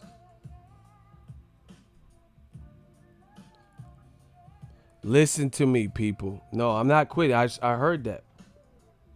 Sources say Murat Gassiev is going to fight Joey Dweko. That's the guy that they were saying hurt or stopped or dropped or concussed or some version of that. Anthony Joshua in sparring. That card is a Top Rank and a DAZN Eddie Hearn card. They're working together. Top Rank has Jose Ramirez, but it's happening on DAZN, and Maurice Hooker is an Eddie Hearn fighter. If that don't sound like a favor, like, hey, shout out to you for shutting the fuck up and abiding by the non-disclosure agreement, then I don't know what it is. So we have Joshua on camera speaking with Joey Dweko saying, oh yeah, this guy's power. He has power. Then Joe Rogan, WBN are saying they have sources that he got hurt, stopped, dropped, concussed, mopped, whatever version of that, right? By this same guy. By the same guy. Now all of a sudden, he ends up on a Matchroom card fighting Murat Gassiev.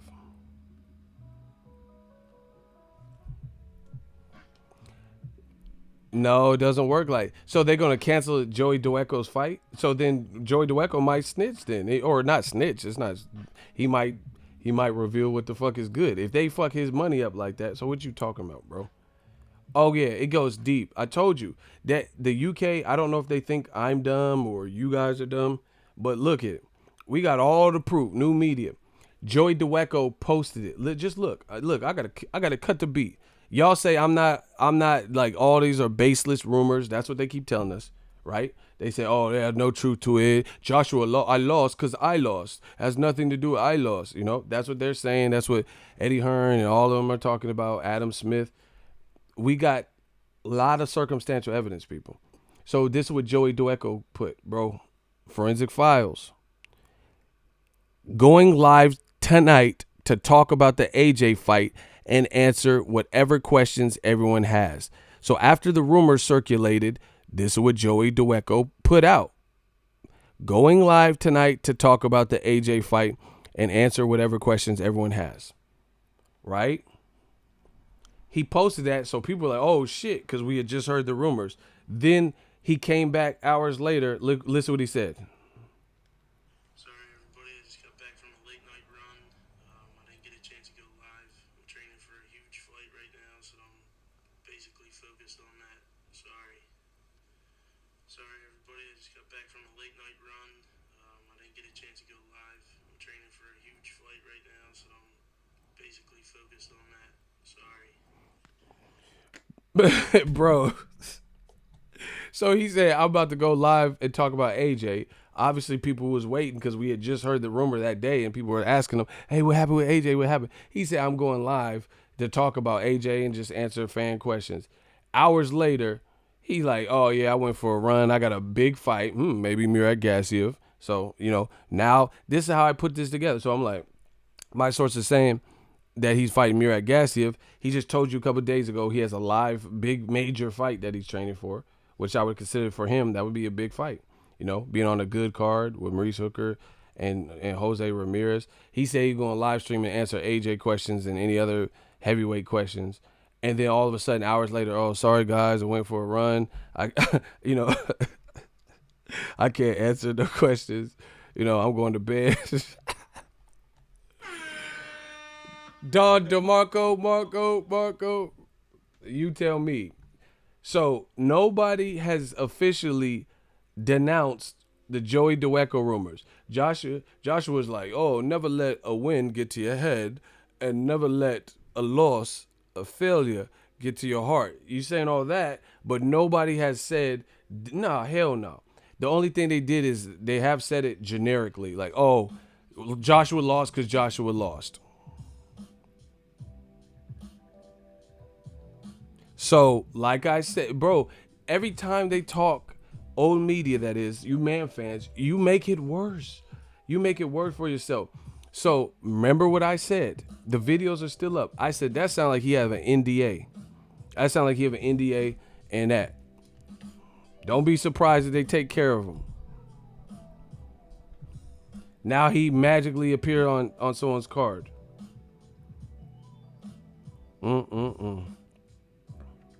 Look at Andre Ward. Gave some game out. Shout out to Dre. Shout out to SOG. If you are a high profile fighter, have an attorney draw up an NDA, non-disclosure agreement, and have every training partner and their coaches sign on the dotted line. That way they, quote, legally cannot reveal what you're doing in training, what happened in sparring, etc. Mouth closed, bro. And he put that today. Who told you that? Who told you that days ago? Me, that's who. Okay. Y'all a bunch of fucking assholes, man. I told you that thing, man. Remember that? Who told you that, man? Me, that's who. Who told you this shit? Huh? Fucking cockroaches? Who told you that thing, man? Who told you that? Bro, I maybe I'm from the future. I'm, on some Terminator John Connor shit, bro.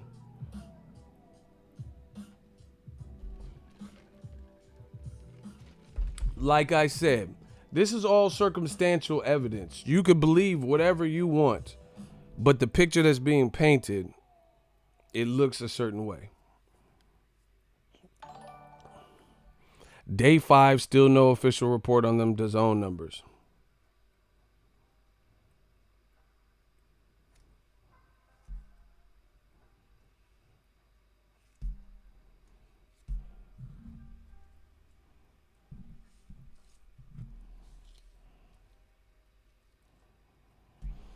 Looks like 1 + 1 = 2.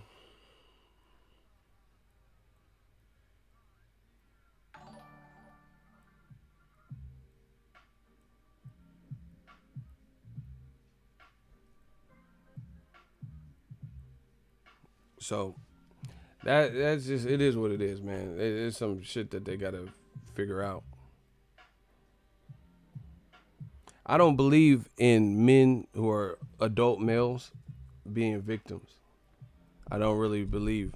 Like, I'm not talking about like a victim of crime, like somebody starts shooting at the mall or something. I'm talking about being victims of their circumstance. I don't really believe in that too much. You feel what I'm saying? Like, if I feel like everyone has choices, like E40 told you, ooh, everybody got choice. Like, everybody got choices. You know what I'm saying? So but bottom line is this: if you are in a situation and I believe in teams. Like, for example, people say all this shit about Floyd Mayweather, right? Say all this shit about Floyd Mayweather. Look at his team. When have you ever heard Floyd Mayweather to say something and then Leonard Ellerbe is way off code and he's just saying something way different? Or Al Heyman's doing 1,000 interviews saying all this extra shit. So Floyd said thing A, and then Al Heyman did a YouTube interview or whatever interview, and he was like, man, hell nah. Thing A, nah, here's thing B. Who? When have you ever seen that? Or Floyd Sr.? When have you seen that? I've been telling you guys for the minute. Even look at Wilder's team, if you want to keep it more current. You don't see the gangster talk coming from JD's and Shelly Finkel more than you see it. I'm telling you, I think Eddie Hearn wants to Viking. It's like the movie Get Out, starring AJ and Eddie Hearn and Barry Hearn. It really feels like some Get Out shit. You have this big ass black Ivan Drago prototype, like De La Hoya said, Greek goddess body, whatever the fuck that means, this big dude, this big workhorse looking dude. You feel what I'm saying? Ego Van Vliet. Man, we gonna get some get back. The Warriors coming back. Ha ha ha. Gang, just kidding.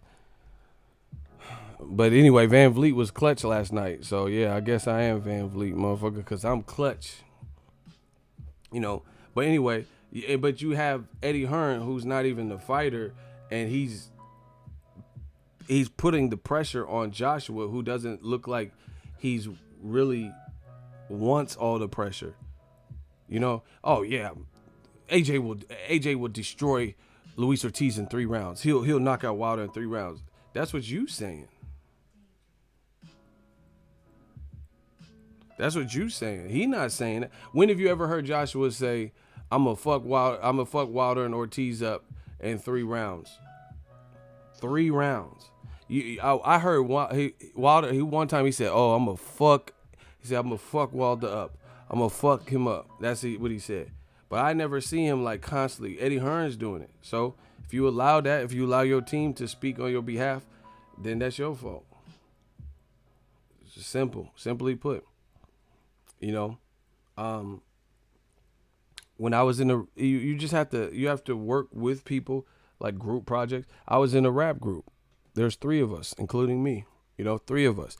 If one member of the group was wilding or doing something that was like crazy, that messed up the situation for the whole group, then we would all have to talk. We all have to talk about it. Like, Like someone spent the budget on one beat or something, or whatever the fuck the situation is. But I told you, Eddie Hearn, Bob Arum told you too. Love the camera and stuff like that. He started feeling it, doing all them IFL interviews and shit for an hour and then getting people. Bro, I'm telling you, this fame is addictive. The fame is addictive. That's why people chase it. You can't chase fame. I know this for a fact, bro. Because when I go to the fights, I get love. I'm me. Ask anybody who ever grew up with me. I'm me. Same me. I can look at people in the eyes that I went to school with. I look at people in the eyes that I worked with. They know I'm still being me. I didn't just get a little bit of YouTube clout and Instagram fame and then start switching up who I was. And ask anybody that ever know me if I was a, jokester, making impressions and shit like that, making people laugh, entertaining, you know what I'm saying? It's the same thing. It's the same thing. Ego, you famous? Silly question. What you talking about? You watching me. Next question. So, you Ascension Sports TV. It's my... Oh, wow. I almost did it with the voice and I've had to pull back. So, that's the thing. Is like the fame part of it becomes addictive. Me, I just keep plugging away, do my thing. And then when I go to the fights, it's love. People show me love. Period. Don't believe me? Go to the fights. You'll see me. I tell you what fights I'm going to be at. Pull up. Show, see if the fans are showing love. See if we got people in the crowd. But it's not something I'm chasing. I'm doing stuff that I want to do. I'm doing this because I'm a huge fan of boxing. And I'm doing it for the culture and stuff like that. I'm not chasing fame. I don't care. Like I said, okay, put it this way. If I was chasing fame, why would we block all these motherfuckers doing bullshit? That's just extra views for me. I don't care. I don't need that. That's what I'm saying. Pensacola, we talk tonight. Bay Area, we talk tonight. If I really was chasing fame, then I wouldn't block these motherfuckers coming in acting like maniacs. I don't care. I don't need their views. I don't want them as part of the community when they're coming in constantly wrong, saying crazy shit, things like that, But you see other YouTubers and they want that. That's why they always mention other YouTubers. Oh, Ellie, look at what did Ego do? And responding to what other channels did. You know what I'm saying? Dissing other channels and shit. Ooh. This is why you see that stuff. People are chasing it. People want that positioning. Who wouldn't want to do what you want to do, what you like doing, a sport we all love, and cover boxing for free. It's cool. But what I'm telling you guys, it's a possibility. I came out from zero. No fighter knew me when I first started. But I made my way in this game. I bullied my way in this game. Made people respect the message. Okay, that kid's funny. Dude's funny. Okay, he's talking about some shit. He's really breaking out. You have to earn your stripes. People try to earn their stripes from clout chasing. That's not the way to do it. I'm trying to tell y'all. I give y'all the game. I give y'all as much, tickets and gyms as I can, and keys or whatever you want to call it. But people do their own thing. Like the dude, I just seen a video. Dude ran up on 50. He on a date with this one of the thickest of broads. Like he on a date with this chick that's so thick, and somebody run up like crazy. And 50's like, hey bro, hey son, hey what you doing pulling up on me, nigga? What the fuck? Why? And he's like, oh, and he's like, what you doing, bro? Like, and the dude's like, man, I'm trying to show you my music. 50 was about to like swing on him because he, that's what I'm saying. This clout chasing shit is real, and he got a dude holding a cell phone filming it. You got a dude filming that shit. Look like a setup. People don't understand, bro. People gonna get hurt behind this clout chasing shit. I'm telling you. Yeah, how you gonna run up on a man that got shot 9 times? You think that's safe? You think that motherfucker might have flashbacks or some shit, bro? You don't run up on people like that. You run. Who thinks that's sensible to a motherfucker that got out of Vietnam and prison or got shot 9 times or some real life shit, and you gonna run up? No, check on my music, like, bro. You gotta chill. And 50 told him, he's like, that shit. Hey, what you doing, bro? And he's like, what? Oh, what? You gonna swing on me because I said I got talent? No, it's not because you said you got talent, dummy. It's because you pulled up on him when you're on a date with a broad, no security. Like, you gonna swing on me because I got talent? Y'all got to look at the video. Crazy. The dude really, He about to fight a rapper off a demo. It's not that serious. There's a way to approach. Like I got, man, these dudes. I don't know. 50 a fool though. He said your shit not gonna work. He's like, what you mean? He's like, you ain't got nothing to play it on, nigga. Like you like, what you know? There's a time and a place. Motherfucker really, shout out to Italy. He really just pulled up. And he's like, you got your man filming? Niggas screw their face up at me on some real shit, son. They don't want beef. I cocked that, aimed that shit out the window. Spray, there ain't a shit left in. Y'all niggas better lay down. Get hit with a K round. Yeah, shit go. Hey, what you doing? You not rocking with your man 50 Cent, man. The motherfucker was mad. Hey, can't you see I'm on a date, nigga? I'm trying to smash cheeks. Something special. 50 was in the Golden Glove. You finna get them Golden Glove work. They said 50 had Golden Glove hands, bro. Dudes is tripping. Dudes is tripping. I'm telling you, all that. You know, don't let YouTube or whatever gas y'all or Instagram, bro. Motherfuckers is whatever. Hey, I'm trying to get on this date, man. You running up with a motherfucking CD, nigga. I'm sorry, Fufty. Hey, have my money by Monday, nigga. Hey, you got me feeling real bulletproof. Hey, yo, Dre, you got me feeling real bulletproof in this motherfucker. Motherfucking hat is bulletproof, nigga.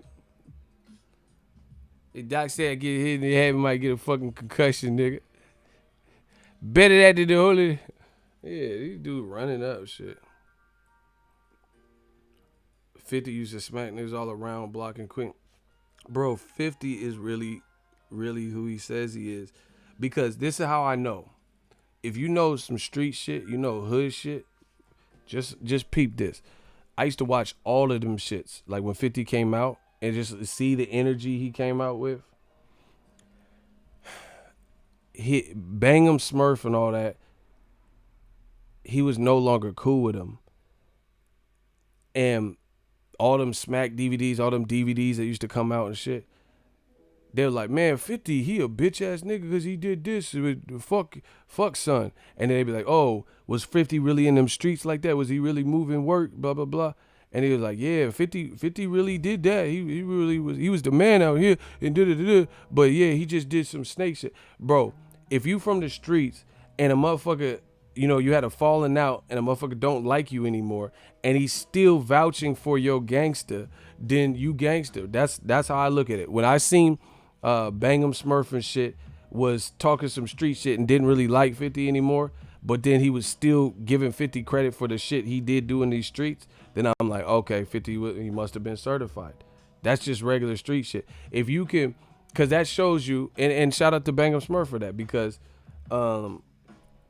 it shows you that you can, because a lot of people, they'll just hate, you know. If you ain't all the way thorough, you won't give no one credit because you don't like them anymore. Shit like that. Like, you know what I'm saying? Like, if I was cool with someone and a motherfucker don't like me now or some shit, then they'll try to make it like I'm horrible or I wasn't official or something like that. But they said 50 was really out here, bro. So that shows you what you need to know. If someone not even cool with you anymore, they don't owe nothing to you, no allegiance to you anymore, no connection to you anymore, felt betrayed by you, but they still vouching for the shit you was doing. Like, no, 50 was really moving packs and all that, but, you know, I don't like what he did. That shows you something. So, 50, he real.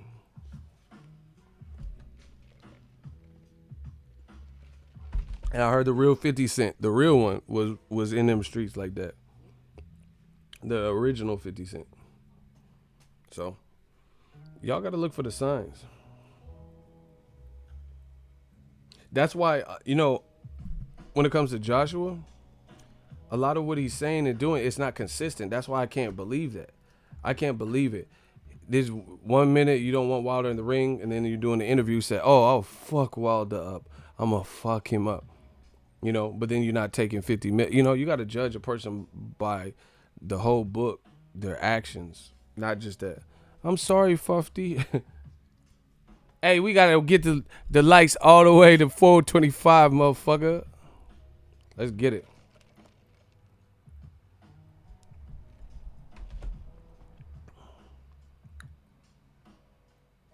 He said Wilder owes him money.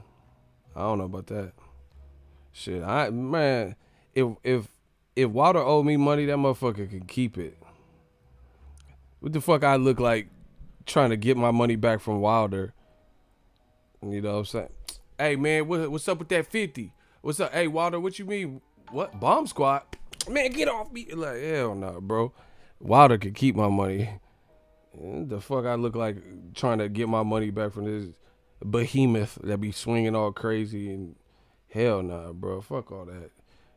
Wilder, if I ever, oh yeah, the beach cruiser. You ain't finna beach cruiser my shit, bro. What the fuck? Yeah, Wilder be like, I'm so flush. Oh yeah, that bike. Yeah, I I didn't know you wanted it backs. But hell no.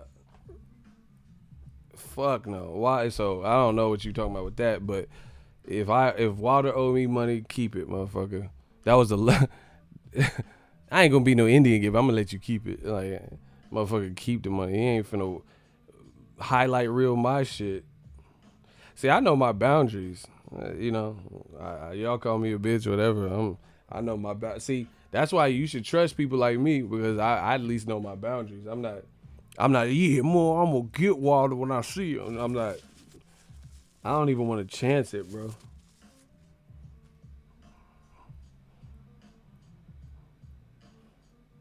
Wilder the type of person you have to fight with a weapon and you still might lose.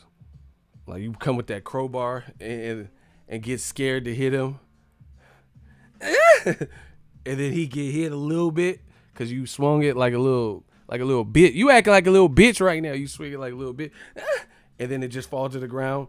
Now the crowbar on the ground. You just had your moment of opportunity. Now he's pissed because you hit him in his braids and shit.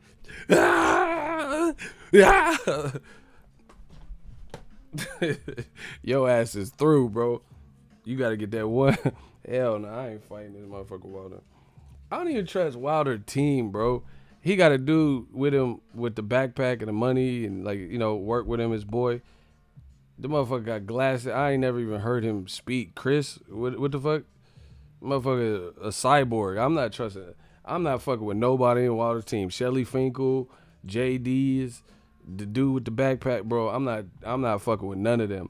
The motherfucker he has a cyborg like Wilder, you got that Android? No, I got an iPhone, but my man's over here is an actual Android.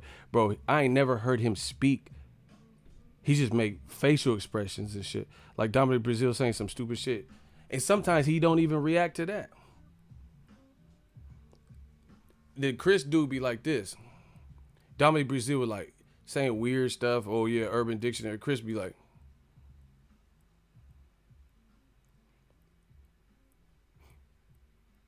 remember when Fergie was singing at the NFL and everybody was like trying to hold it in. Fergie was doing the anthem and that shit was horrible. And you seen the dude Wilder where he did like Klay Thompson when Fergie was singing and that shit sounded trash as fuck. London Bridge, yeah, London Bridge coming down the way you singing this fucking anthem right now. But anyway, remember at the NBA Finals and then Klay Thompson was like trying not to laugh and shit, bro. Wilder got motherfuckers like that next to him. I'm not fucking with that team. Marcellus Wilder, and yeah, I'm not fucking with none of them. These motherfuckers is, man, that's that country shit. These motherfuckers from the country. I interviewed JD. He had some soul to his voice. Oh no, I'm not fucking with these. When the white dude got the soul in the voice too, he's like, hell yeah, yeah, Dominic Brazil. I try to tell you, motherfucker. Oh shit, he got the soul in the voice. I'm not fucking with none of these things. When the white people got the soul in the voice, you got that little twangage, that little twangy twang. I'm not fucking with nobody in his team. Fuck what y'all talking about. I'm talking about Wilder owe me money. Keep it. Keep it.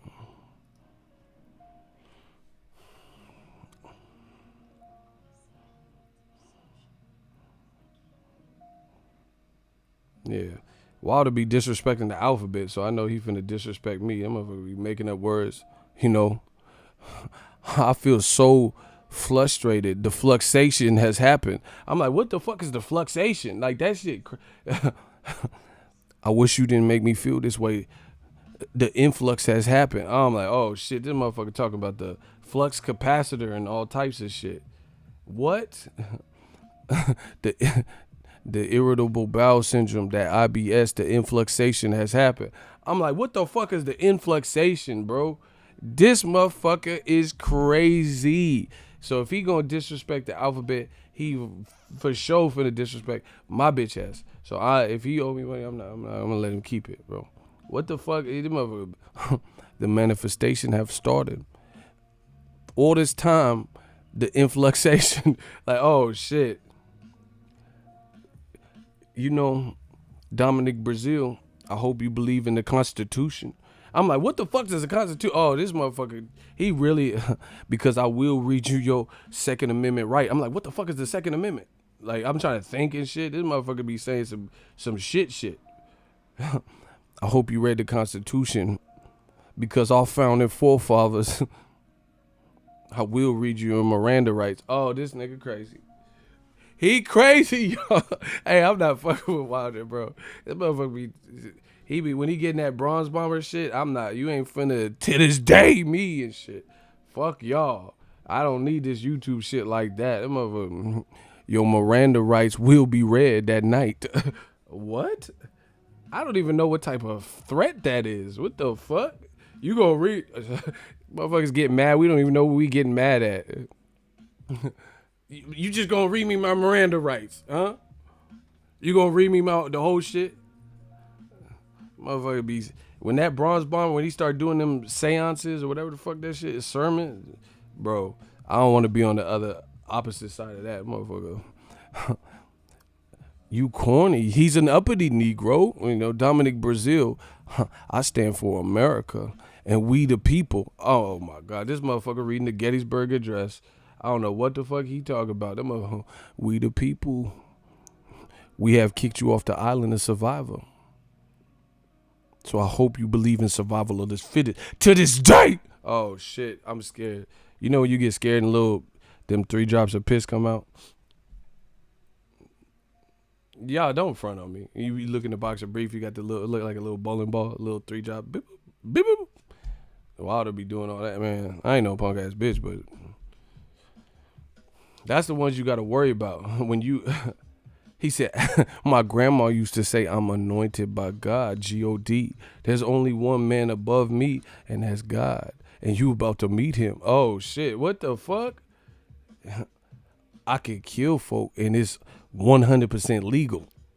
Like, did the motherfucker smile? He just said he could take someone wipe him off the map, and then he looked at the camera and smiled. And you tell me Anthony Joshua wanted that. Bro, he said he could wipe you off the map and smiled.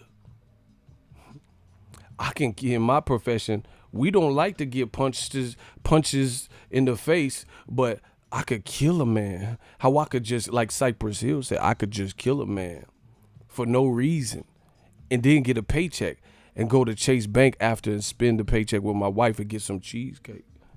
And he's dead. He laying in the casket and I'm still eating cheesecake. Like, what the fuck? And I can get away with it. You think the cops going to arrest me? Like, this motherfucker making a murderer. Netflix need to call Deontay the Bronze Bomber Wilder for making a murderer 3, because he's telling you. You like, me and my wifey, we love cheesecake. We gonna get the cheesecake.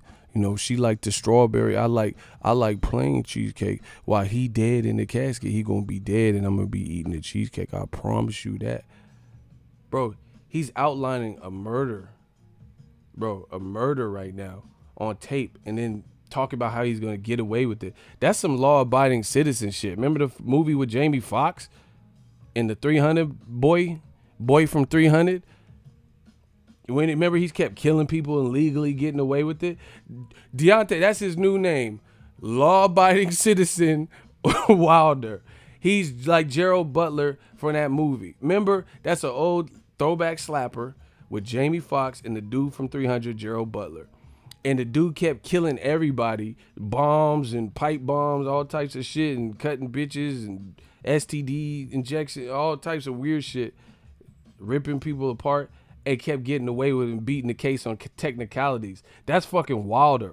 Wilder's new name is law-abiding citizen. Them mother, I could kill you. And it's perfectly legal, and they can't strip me of my belt because it's legal. Oh shit, this motherfucker crazy. Hey, bro, So if Wilder owe me money, keep it. What the fuck I look like? Hey, remember I got you them flaming hot Cheetos? You trying to get my money back, man? Get off me, Wilder. Get off. He be throwing all types of ways, bro. How the fuck you gonna block that? Be in the Philly shell, man. Get off me, Wilder. Get off. Motherfucker throwing all types of hell, nah, bro.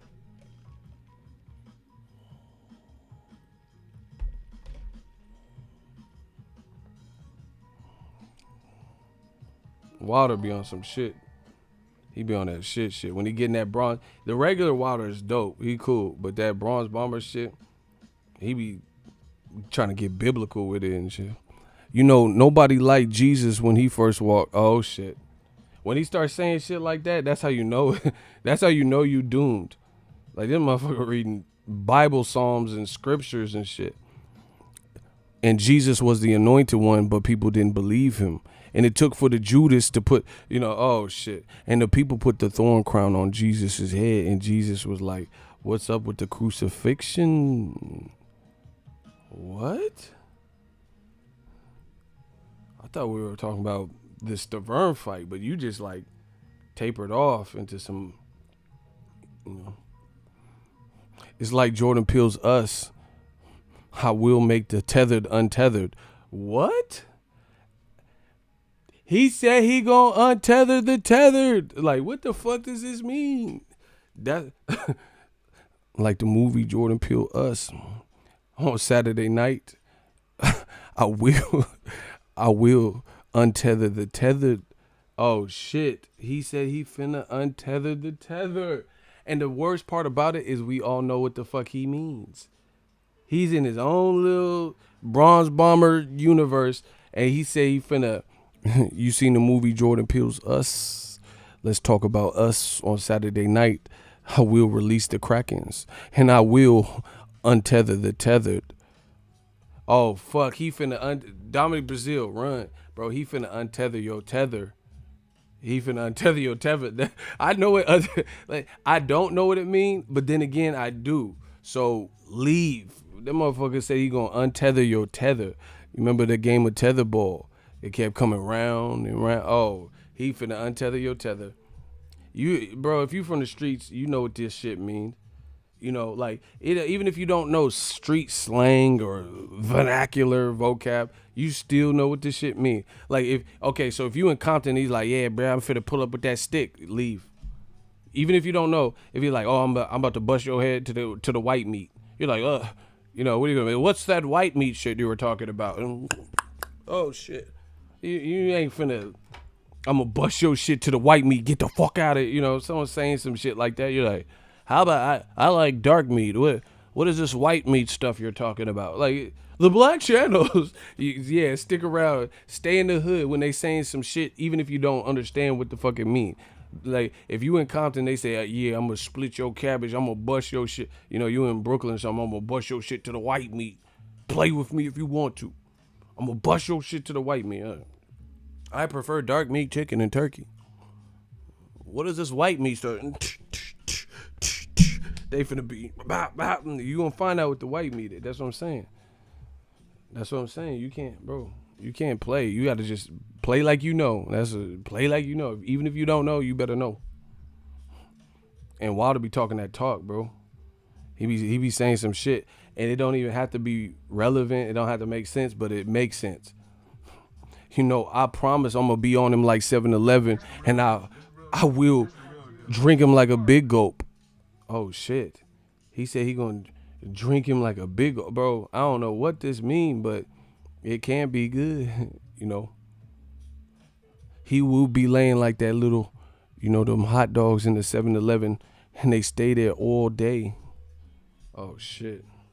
He said he gonna lay him out like a hot dog at the 7-Eleven. You know, the ones that be purple and shit that nobody pick up. You know, they 7-Eleven be having little corn dogs and shit. Hey, bro, them taquitos and shit. Ascension Sports TV. Can we get an old school Virgil Hunter? Nah, man, I ain't no fucking circus act. I ain't finna just do a bunch of impressions. Hell no.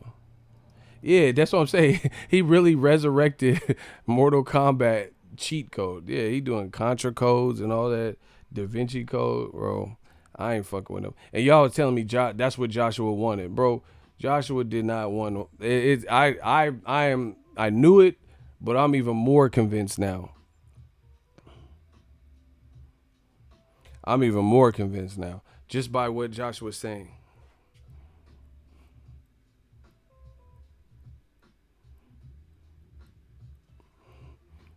Wilder's cool, but the Bronze Bomber, he be talking that talk.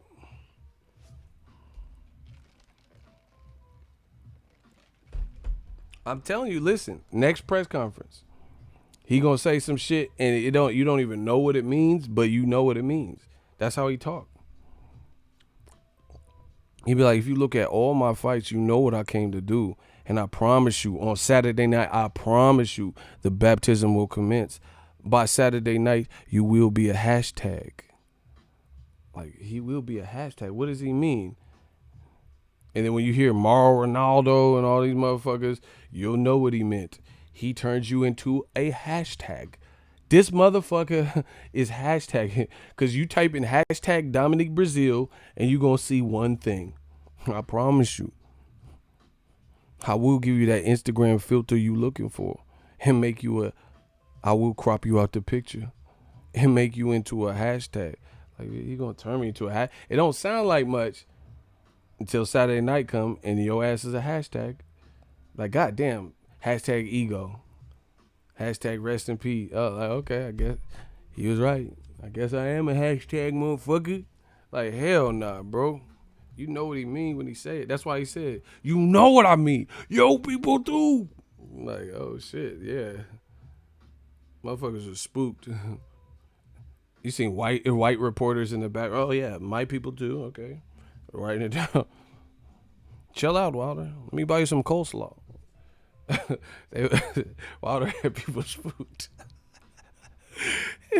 yeah, all types of people. Yo, people too. Yeah, white people, Mexican. Yeah, all of our people. Yeah, you're right. Absolutely. Black people. Yeah, everybody's scared. Yo, people too. Oh shit. He's saying it with so much conviction, bro. That motherfucker just snarled that on the.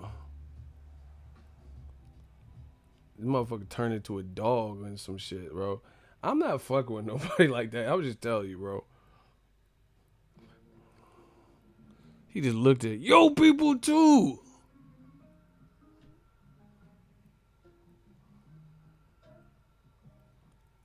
Like, you just gonna pause like that.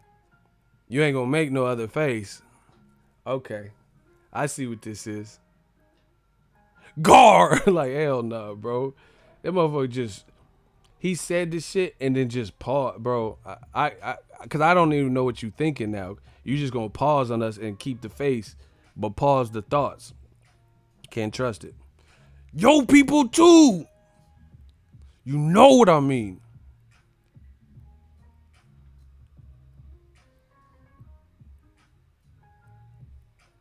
Like, I'm just gonna let you calm down for a minute because I don't know what the fuck is going on. And it just out of nowhere though. Like, it just flipped. Like, it was like regular questions, and then it went to this day, yo, people too. I'm telling you, when black people do that, I call it the asshole mouth. Where your ass look like the rim of an asshole. Man, I try to tell you, put this shit down. When black people do the asshole mouth, that's not good, bro. Yo, people too. Man, you. I try to go. Because it doesn't. When your mouth is that tight, the words can't come out. Like you so mad, like you know what I'm saying? Like try to talk to someone like that. You like that's what I'm saying. You got to know the signs. Like when people are talking like that, like you don't even hear it. Like you can't enunciate the same, but you can still know that they mean business, man. Yo, man, I put this shit down.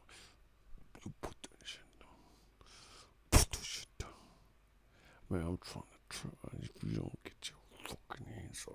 Well, you see, like you can hear. It's like you can kind of tell what's being said, but you can't all the ways. But you know they mean business. Man, I dare a double door. Then you put that shit. You gonna put that shit. Oh shit. Hey, King Corleone gotta chill, bro. This man, he gotta stop, bro. He putting up these memes. King Corleone, bro. I told him personally, I was like, bro, you gotta chill. He going ham. See, and this what happened. Look at what he did to Joshua, bro. He said if Wild hey bro, you violate, dog. Go follow my man's go, go follow my homie, King Corleone Riot on Instagram. Why would you do that to Joshua, bro? It said if Wilder keep talking, I'll just freeze him out. That's the scene at the end with The Shining, bro. Like you just go, here's Johnny. Like you just gonna put him in the snow like that, bro. Hey, you really wildin', dog. I told you gotta chill. You got to chill. EPMD, bro. You got to chill. It said if Wilder keep talking, I'll just freeze him out. Where did you even find this picture of Joshua though, bro? That is hilarious. He said, ain't hey bro, he's wildin'. Ain't that a bitch? And then you go tag Joshua. Hey bro, you violate, dog.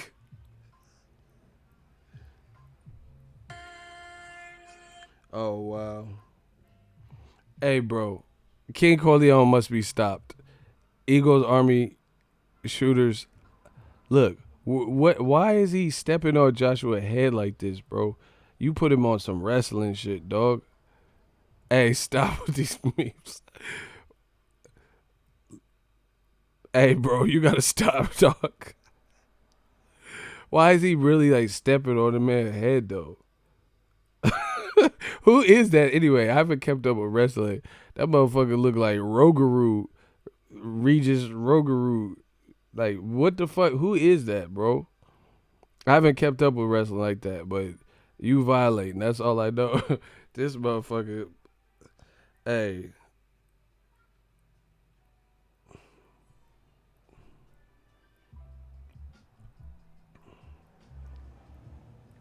Look, man, bro, he won't stop. Why does Errol Spence look that happy? And he put that picture of Joshua Wilder. Bro, stop. Stop. Why? Look at, he got the happiest possible picture of Wilder. And Joshua looking with a mouthpiece, though. Hey, bro, stop. I be looking at this shit. Look, he got Errol Spence on some Shining shit and got Pacquiao. See, bro, why you got Pacquiao looking like that, dog? Like, real talk. Errol Spence gonna break through the door. Here's man down. Like, and then you got Pacquiao looking like this. Hey, dog, you gotta stop. I be seeing these shits, and I'm like, why the fuck is he doing this to boxing? And I tried. See, that's what I'm saying. You guys are starting something that it's at the point I can't even control, bro. New media, Eagles Army, like we just is riding.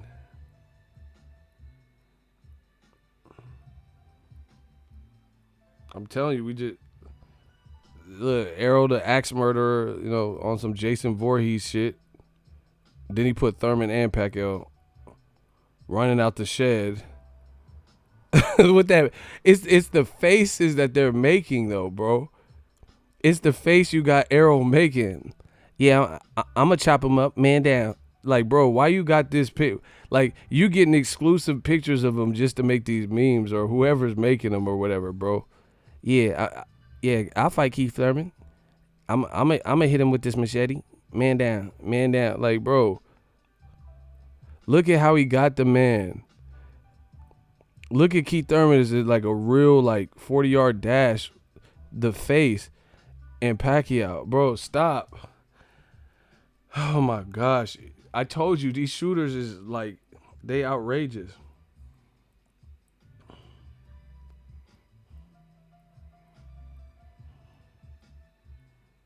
Hey, I'm just looking at your page, dog. Go follow it.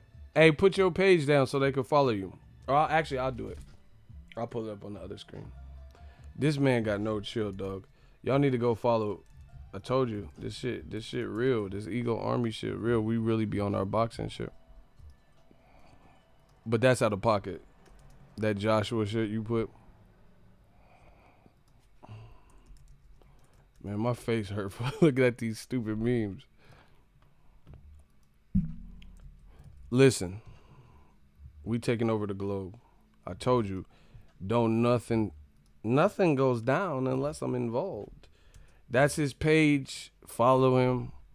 King Corleone. It's a clickable link.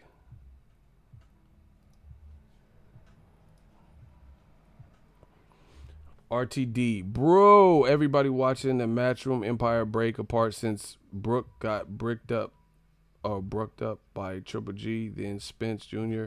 After that, we've been saying for months it's over if AJ loses them belt. It's true, bro. But see, the Kell Brook, this is my honest opinion now. He said a couple things like he was like, so basically, you know, Errol Spence is like Jeff Lacey. You know, he was saying a couple stuff, but it wasn't that bad. Eddie Hearn and Anthony Joshua were really feeling themselves and like it. That's when it like really bad. So, you know, Kell Brook as a fighter, Americans didn't feel a certain type of way against Kell Brook. He just lost. You know what I'm saying? Like when Errol Spence beat him, I'm sure Americans might have been proud, you know, that an American who represented us in the Olympics won. But it didn't feel that. Joshua fans and the way Eddie Hearn played their deck, they made it feel personal because it was like nonstop. And I tried to warn. I said it don't have to. Shout out to my dude King Corleone. He working. We working. They took it to another level. And I told you that was a game that they couldn't win. Like, how you gonna come to America? You're not from America, and you know, make people feel a type of way and belittle and berate and denigrate Deontay Wilder, who's American, who represented America in the Olympics. And you think, and Joshua don't even, the worst part about it is they sold us all this. Joshua don't even have the personality to outdo Wilder, nor does he have more power. So I don't see how they thought this was going to work based on how he was received and perceived in the UK, because America is a different market. Wilder is much more charismatic in terms of the buildup. Whether you love him or hate him, there's something there. Joshua's personality, I told you, I didn't see how that was going to, especially with the lies and the games and stuff, I didn't see how that was going to translate well. Because he's like, you know, they're looking at him like, you know, That's So Raven type of show. You know, like just real PG, you know, Mr. Rogers type shit. America's a different place. They had a 5'4" Mexican kid who was trying to be, you know, the face of the Bloods, and Takashi with tattoos all on his face and grills and shark teeth and rainbow hair. Bro, America's just a different place. I'm not saying you don't have none of that in the UK, but it's just a different place. And then Eddie Hearn really tried it. He really said, like, you know, thought he was going to be able to come to a place and then bash Wilder, and I told you, I literally called this. I said all of this. I said, when Eddie Hearn's doing these things, you have to understand the YouTube algorithm. IFL and all these places that are based out of the UK, naturally, a lot of their fans and their fan base would be the immediate demographic they serve, because they cover events Ryan Burnett and Liam and Caleb Liam and all this shit. They're covering all that. So you guys get the behind the scenes scoop on all of that. So I guarantee you for a fact from being on YouTube, places like that, you know, that specialize in the UK, their number one rated region is going to be the UK. Why wouldn't it be? Like if I'm covering boxing in Mexico and that's all that's what I'm primarily covering, then of course that would be my main market because I'm covering everything that's going down in Mexico or Australia or wherever else, right? So I told you, Eddie Hearn doing all these hour and a half, 2 hour interviews, propaganda. Oh yeah, what a jolly old time and all this shit. The only people that it was working for was the UK. The people in America at best, you were pushing out American fans. That's why I told you, the zone and all that. They allowed it, and now it's all kind of happening at once for them, where they have some major bad juju, some karma almost. And then I told you, it's easy to fall in love with the fame and get gas. You look at a video of Eddie Hearn is saying, "Oh yeah, Wilder's a bum," and proper Dasa and all this shit, and it might have 3,000 likes or some shit. But that's a lot of it's coming from the UK. We know this because all the comments were like, "Yeah, you tell him proper gag Eddie," you know, his arse was flapping and all this weird shit, bro. His arse was flapping. Like, we don't talk like that. I never said a man's arse was flapping. Like, it's just different. All right, name someone from America. You said a dude's arse was flapping. I'll wait. I'm telling you, I got this shit. Talk to boxing fans from all around the world, and especially in my immediate market, which is the market I'm from, America. See, nobody want to answer. Name an American, and you said somebody's arse was flapping. And talking about balls and bullocks and all that shit.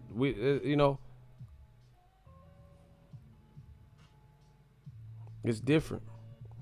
It's just like that. Remember MTV's Jackass show with Johnny Knoxville and Steve-O? Sometimes they would do pranks and they would prank certain people. They wasn't going out to Compton and the BX doing them pranks, because you can't play with them people. Like, you can't go to the BX and be doing these weird pranks and nobody knows you pranking and putting your nuts on somebody's arm and shit, bro. You feel what I'm saying? It's different. You go to all the pranks that they were doing on Jackass. It's funny because it's just you watching it on tape. Ha ha ha. But don't get it twisted. You can't go to the BX and do that. Just wipe your nut sack on somebody's like forearm or some shit. It's funny, but see how funny it would be if you do that in Compton. If you do it in Chicago or something, you can't just do that. You can't violate people like that. You know what I'm saying? I told you, Eddie Hearn was playing a game that they weren't going to win. You can't make people not like Wilder if they naturally like Wilder. Just like you can't make Joshua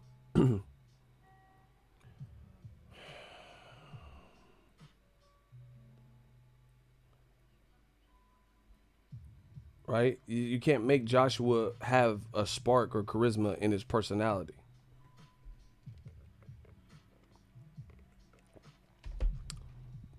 Block David Smith. These dudes, they know they losing. He said this guy thinks he's a gangster. Who took anything like what I'm saying as a gangster? These dudes just saying whatever, bro. We got to keep this show on the road. We have to keep it going. Ugas versus Figueroa. I like that fight for the Pacquiao Thurman. I like it because styles make fights. Omar Figueroa don't have like defense like that, but he's tough, hard to stop. And Ugas is a good Cuban technical boxer. Styles make fights, so that should be a good fight. Omar Figueroa plows forward, has some power, has some pop, ain't been stopped. So that's a good fight because the stylistic matchup. See, that's what I'm saying. We got to get boxing back to its proper. We got to get back to our proper placement. The reason why people undermined Andy Ruiz is because they looked for the low-hanging fruit. They don't know Andy Ruiz. Didn't research Andy Ruiz. Looked at his body. Looked at how calm and quiet he was. He's not like, cause see, it's too easy. This is why I make money. This is why I make money in the game. It's so easy to make money in boxing off of casual shit, cause they go off of casual shit in the fight game. Look at Conor McGregor. He's like, oh yeah, Khabib, fuck the Khabib. Here's a chicken jaw. Who the fuck is that? He's doing all that stuff, and it's entertaining and it's funny. But then what happened when Khabib fought him? Khabib was playing no games, and he lost, and he tapped out, and he lost bad. Meanwhile, Andy Ruiz, he's quiet, doesn't look the part, and look what he did to Joshua. I'm telling you, you guys fall for the same shit. The loudest person in the room, just because Floyd did it, Floyd is a generational fighter, bro. Floyd has all the skills in the world. So he just happens to be the exception to the rule because he talks the trash and he sells it, but he also has generational anomaly skills. These other guys, a lot of them, they have they mimic or emulate that the salesman aspect, but they don't have undeniable skills, and or they have good skills and they slack off and they partying and want to be on Instagram and stuff, and they're not disciplined like Floyd. They said Floyd didn't drink alcohol, he wasn't smoking, you know, shit like that. I seen the thing. This is just maybe TMI, but I seen an interview with Floyd. He said he won't even get head from a chick without a condom on. Floyd better than me. But that's what Floyd said. But he's a champion of the world. You had to protect your temple. You know what I'm saying? He's like, I'm not chancing nothing. Meanwhile, Mike Tyson, if you listen to his documentary, he said, I went into that fight, I was burning. I had an STD. Because he was living wild. Fuck with these Tatianas and shit. Different strokes. So like I said, people pick and choose. Everybody want to be Money Mayweather, but they don't want to go through the pretty boy Floyd. They don't want to go through that era. They want to go through they want to bypass the whole warp whistles. Mario Brothers 3, I always talk about this. There was a cheat code or like secret space where you can open this trunk, this treasure chest, this treasure trove, and then a warp whistle would pop out and Mario would be like this and skip to the end of the game. That's what these fighters want to do. That's why you see that. They start falling in love with the life. And I told you, Joshua's filming vlogs. You filming vlogs in Miami, training in Miami. You don't know America like that, bro. Miami is not a secluded place where you want to get away from. I've been to Miami, bro. I've been to Miami. That's not the place where you get away. Like who the fuck?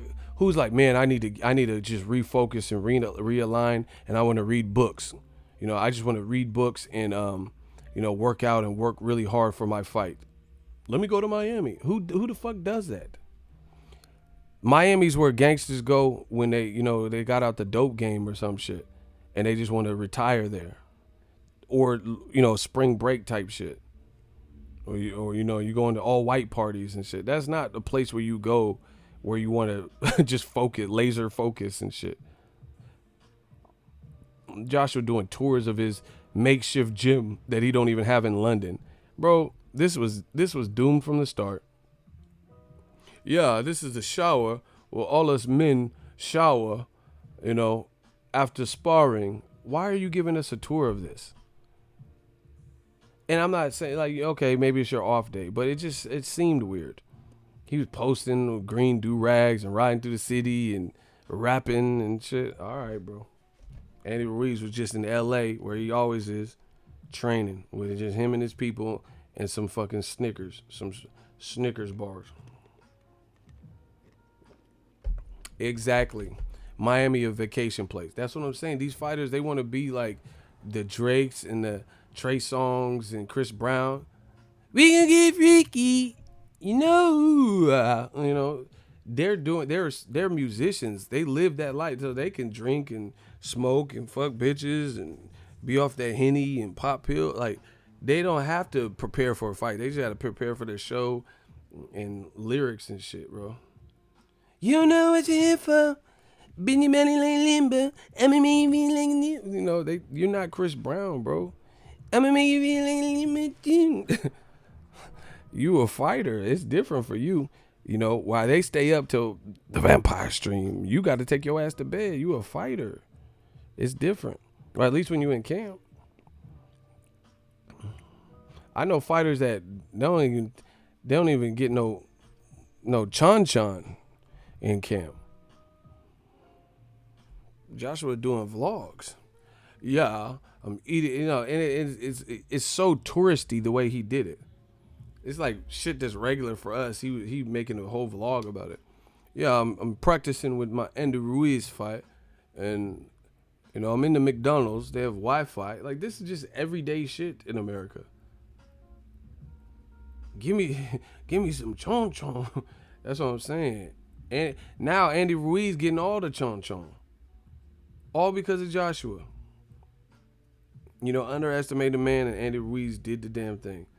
Andy Ruiz just got, man. If this was a stock market, big boys, fat dudes, they stock just went up, man. If you skinny in the club, you ain't getting no pussy. You ain't getting no phone numbers. Don't be skinny in the club. Stay at home. Because the fat boys is winning. They only playing fat music in the clubs. That's what I'm talking about. Only big artists get T Grizzly, Biggie Smalls. No, Notoria, Rick Ross. They only playing big artists now. If you a skinny, Travis Scott, they not playing no Travis Scott. They only playing big artists. DJ Khaled. DJ Khaled. If it's Travis Scott, DJ Khaled featuring Travis Scott, they might play that. Man, these fat dudes is winning now. Big dudes is winning. They winning now. All because of Andy Ruiz. We the best music. Joshua sent all the bodybuilders and muscle-bound dudes into depression and shit. Boxing's not about that. Man, all the buffets is packed right now. Right now. All the Golden Corral is slamming right now. I'm about to go to Golden Corral. Hometown Buffet is live as fuck. Hot wings, Wingstop, all the greasy food. I call In-N-Out. They said the animal style, everything, sales have increased by 96%. Before the box, I was like, oh yeah, I'll just, skip the fries. I'll just have a protein style burger. They don't want the lettuce wrap. They want the regular burger with the carbs. They, from In-N-Out. They want the carbs back. Now they're not skipping fries. And not only are they not skipping fries, they're getting the In-N-Out chilies that you can get, that you have to ask them for.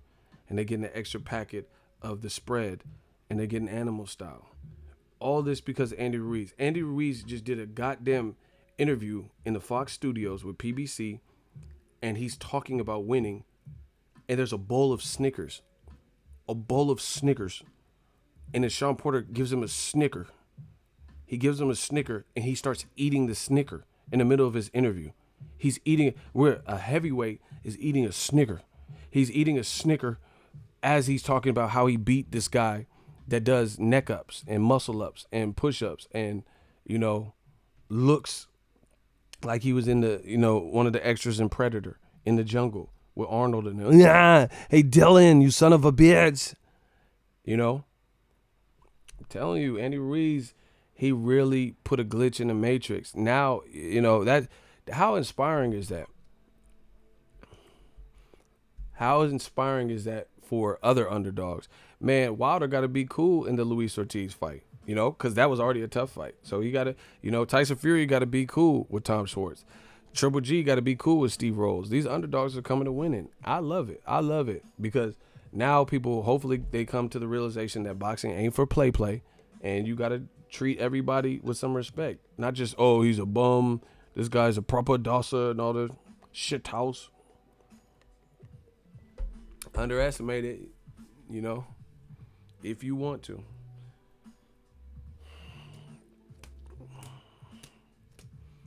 But, so Andy Ruiz shifted the pendulum, and it's definitely swung in the favor of Al Heyman and America. And the worst part about it is Joshua and his team, Eddie Hearn, the way they went about their business, they played a lot of games. They played a lot of games and A-side leverage and A-side games. Now, good luck, because now that the pendulum has swung in their way, they might try to play games on you. You have to be wary how you treat people.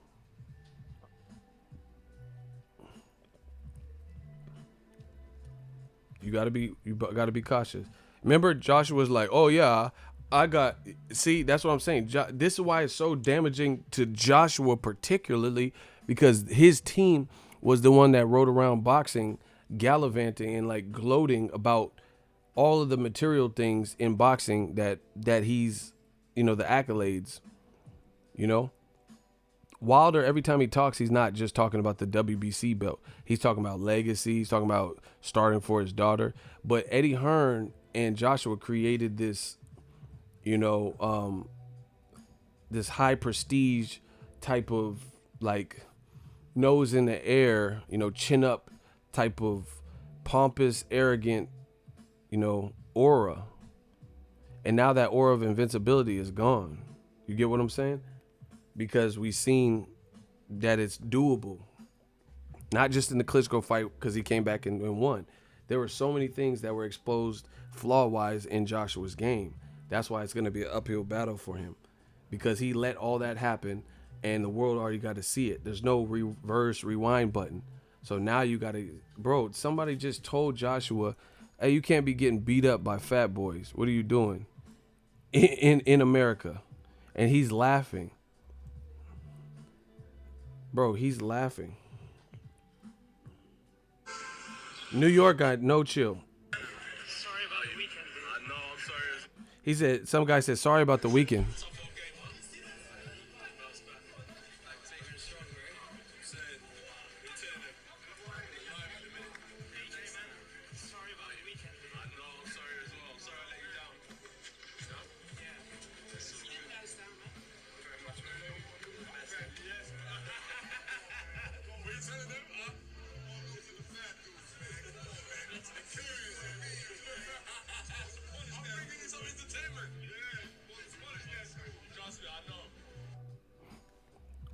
Bro, he said, no more losing to fat dudes, man. Come on, man. Bro, New Yorkers, they might take the cake. Cali, we keep it real, but New Yorkers really will just tell you this shit. Hey, this dumbass, look at this dummy outside with a booger in his nose. Like, these motherfuckers is just they just too real with it. Look at this fucking dickhead outside with a booger in his nose. Like, why do y'all so outright about that? Why y'all pull up on why do y'all do, like, y'all don't even like sugarcoat it? You're not gonna sugarcoat it or nothing. Like, that New York be wild. They be like, look at son out here with a fucking big ass booger in his nose. Look at this fucking booger, yo. He got a fucking booger. Like, y'all don't like say, hey, you got something right there. They be like, look at this motherfucker got a booger in his nose. Why y'all do that to Joshua? New York is really savage, bro. He said, yo, no more losing the fat dudes. What you doing, man? No losing the fat dude. And Joshua, yeah, I know. Yeah, I'm giving you entertainment, bro. I'm telling you, America's just a different place. Because he goes to the UK, they probably won't. You ain't going to see nobody in the UK say like, oh, yeah, bloody hell. Why'd you lose to the fat cunt? You know what I'm saying? They're not going to just say it like that. Like New York just said it. Why'd you lose to the proper fat cunt? Check it, bang. You should have did better. Why'd you lose to the fat cunt? Proper bollocks. They're not finna do all that, bro.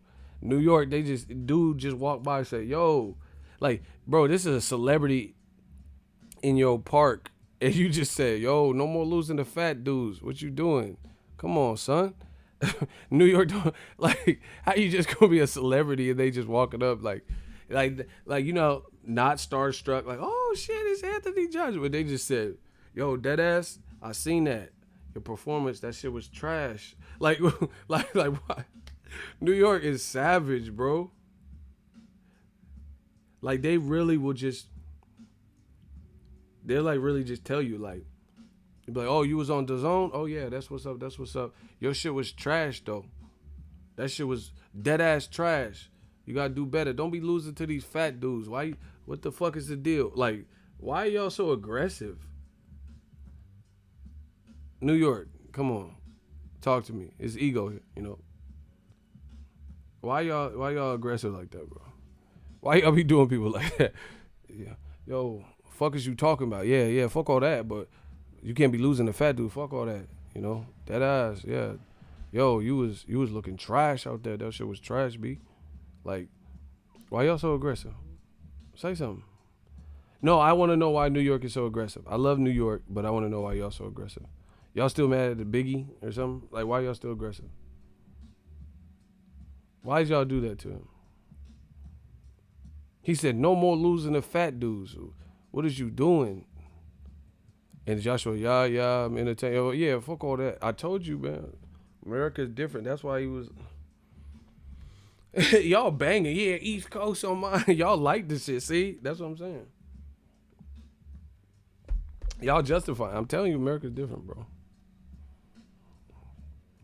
He said we don't got time for no beer. And this is why I'm saying that Eddie Hearn was playing the game he won't win, because it's gonna take more to con and say all this shit. Like okay, if you say, oh, bro, they said Joseph Parker was a much more dangerous fight for AJ than Wilder. You're not gonna get that. The UK might buy that, maybe. But Americans aren't going to buy that when we're watching Wilder. See, that's what I'm saying. They played a game they couldn't win. Talking about Wilder's legs and, he's a proper cunt and proper bollocks. You fucking wank. You wank it, spank it. All this shit, bro. Nobody believes it. And they kept pushing it. And now when the shoe's on the other foot and Andy Ruiz is out here winning, Wilder's out here winning, now you lost all that power. Now you have to try to get back. Like I said, it becomes harder for his team because they put so much emphasis on the belts and, oh yeah, I have all of the leverage. Why should I? Them guys, they don't deserve, this amount of. He said that stuff. That's what I'm saying. That arrogant air. Now it's gone. Now it's gone. He said on the zone, they're like, oh, we never heard you call out Luis Ortiz. Tell us about that. And he was like, yeah, that's why I don't call them guys out. I don't call them out because they want too much money and blah, blah, blah. I got the belts, and why should Wilder, them guys fantasy reality contract? He said all this, bro. They put so much emphasis on that when boxing just needed boxing, right? And we just need to see good fights. They were like, oh yeah, no fantasy contracts. I deal with reality. Why should Wilder get 50-50? Them guys want too much money and this, and it's like a snooty type of attitude. Then you got Andy Ruiz. He's like the polar opposite. This motherfucker don't look the part. He ain't doing muscle ups and shit like that, but can scrap. The motherfucker's eating tamales and carne asada, right? Tamarino and shit. And he eating Snickers doing an interview. It is literally the worst thing that could happen in Matchroom because it shows you such a stark contrast of what Eddie Hearn and Anthony Joshua are giving you. And then now you have Ruiz, who's just put on for Mexicans in Mexico and just boxing in America, and he's not even talking like Joshua. He said, oh yeah, first I got to get past Joshua again. I'm willing to fight in the UK, but they're going to have to pay me. Or I like it in Mexico or the US, and after that I want to unify with Wilder. But then it was this major uphill battle for Joshua and Wilder. Oh my gosh, the pendulum has switched. You got two Al Heyman fighters that seem like they bout that life in Andy Ruiz and Wilder. And now you have Ruiz, who's been a champion 2 days, and he's saying he'll fight Wilder after he handles square business in the Joshua rematch. Not sounding shook, not props. I mean, that's what boxing is about. Like he don't care. He's a fighter. He feels he can have a game plan for Wilder. Listen, don't start none of this black and brown wars and all that shit. This is what boxing needs. I don't care. It's not about who wins. So I don't even care about a bunch of fight prediction. Oh, Wilder will kick his ass or Ruiz will stop him. It's not even about that. It's the fact that these two motherfuckers seem like they're willing to risk it all. And if all goes well in their next fights and they keep winning, meet up in the middle. That's huge for boxing. Versus Hearn and AJ, it was always about, oh yeah, he got one belt and I got all the rest of the belts, and I fought Klitschko. In my 15th fight, I fought Charles Martin. You know what I'm saying? It seemed like real prude and like snobby. You know what I'm saying? I guess that's a good word. Snobby, prude, prudish. And now you got Ruiz, who just looked like a kid in a candy store, a kid in a toy store, and he not even doing all that. He's like, yeah, if I get past Joshua, I'm planning to beat him again, show him it wasn't a fluke. I'll fight Wilder. He told TMZ, and he said to PBC on Fox. This is bad news for Matchroom, because like now this is a guy, and especially in America, it's bad news, because now you got two American guys making noise in America who seem about it to fight, and they're not talking like Joshua. So how can Wilder got more title defenses than Andy Ruiz, and he's been a heavyweight champion for longer? He's not talking like Joshua was talking. You know, he's not talking like he was talking. Andy Ruiz, he ain't even had a real chance to let it all soak in, and he's like, man, I just got to keep pinching myself to see if it's real, this, that, and the third. And then he's talking about, I'll fight Wilder after the Joshua. They triggered the rematch clause, blah, blah, blah. It was Eddie Hearn and Joshua who, you know, hyped up this vehicle for Team Joshua and stay humble, stay hungry, and all that. And they were acting kind of like almighty, omnipotent. Oh my gosh, the vocabulary words just keep coming. They were acting omnipotent, you know. And now it's you got two guys in Wilder and Ruiz, especially in America, that I think people can root for and want to root for, because they're not acting like this. Once again, everybody wants to be Money Mayweather without going through the Pretty Boy Floyd era, the Pretty Boy Floyd stages. How come Ruiz just got the same belts you have, but he's not acting like you were acting? He's not acting like a prima donna. He's not acting like he's better than anyone. He's not acting like, oh yeah, like, oh, now Wilder wants to fight me. If Wilder, I'm the Mexican champ. I set history. I went viral. I got all the belts. He's not doing that, but this is what Joshua and his team did. So I just appreciate the fact. And see, a lot of y'all are fake, because when Joshua is saying these quotes and all this stuff and seems like telling half truths, you guys say, oh, look at, he's just accepting the full blame. So classy. That's so classy. But that's why it doesn't feel real, because if it's so humble and stay humble and classy, then how come Joshua exiled American media and doesn't seem like he wants to talk to him, because he knows the questions get harder? You know, if it's like, oh, don't never let a loss go to your heart, why does it seem like he's in damage control mode, not answering any of the questions? Why was he acting like, oh yeah, them guys, they just mentioned me for clout and they don't want 50-50. They don't deserve 50-50. My belts, I did this in 20 fights. They have 40 fights. I started boxing this. Tyson Fury and Wilder started boxing. Nobody else is really acting like that. So that made it a lot worse for Eddie Hearns and Joshua, because what they marketed Joshua as was not really relatable, at least in America, to me. He's a good fighter, but it was just a bit too pompous and posh. Like, you know, it was a bit too like like run along, like that type of attitude.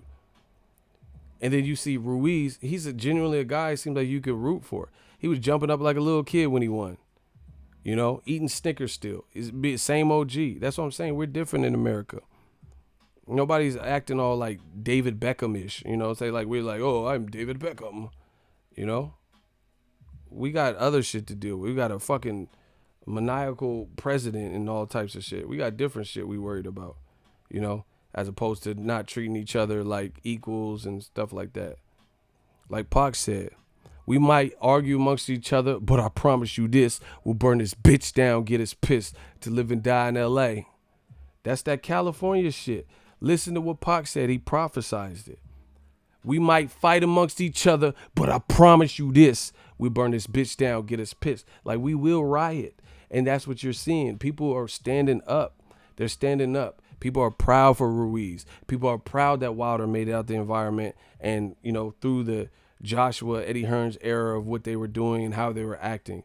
And now you see two Americans that came up out the mud winning. Joshua was already, glorified coming out of the Olympics as a gold medalist because that's a feat. He was already selling out the O2 Arena in his 8th fight or whatever it was. And he reminds you of all those little things each and every time. But it's so funny because his slogan is stay humble. But I don't think along the way they did that. How's your moniker tagline stay humble, but you started kind of coming across like you're better than, you know what I'm saying? Meanwhile, Muhammad Ali, people like that, they were in Africa. No security, no nothing, just chilling with the people. I told you. They kept Joshua away from that. Like, how come Blue Blood can't ask him a question? How come when Ness wants to ask him a question, it's like, seems combative or he's scurrying to the back and then only doing exclusive one-on-ones with proper media or, you know what I'm saying? Like YouTube, digital mob, digital media, getting treated like trash. That's not right. It's not right. Wilder, I ain't never seen him like, no matter if you're a big YouTuber or a small YouTuber, I never seen him be like, oh, hey, who are you with? Type of attitude. I never see that. Like, I will not answer your questions, You set up an appointment first. Like, it was just real snooty. Andy Ruiz don't look like he's a different person. I seen him signing hella autographs and shit. It was Eddie Hearn and Joshua. And since they made this monster and they made this the perception, at least how I take it, it's good to see an underdog win and shake shit up. Because I know Andy Ruiz is down to scrap. He said he already told you 2 days later he willing to fight Wilder. So to me, this is good for boxing. Because now we don't have to worry about this, if Wilder wants to fight, he has to sign to DAZN, pay-per-view is dead, and Steven Espinoza, we don't have to worry about Eddie Hearn and Steven Espinoza arguing, and he must commit to DAZN. Because guess what? The belts are all in America, and the guys are already committed to the same advisor. So if he wins again, it's a wrap.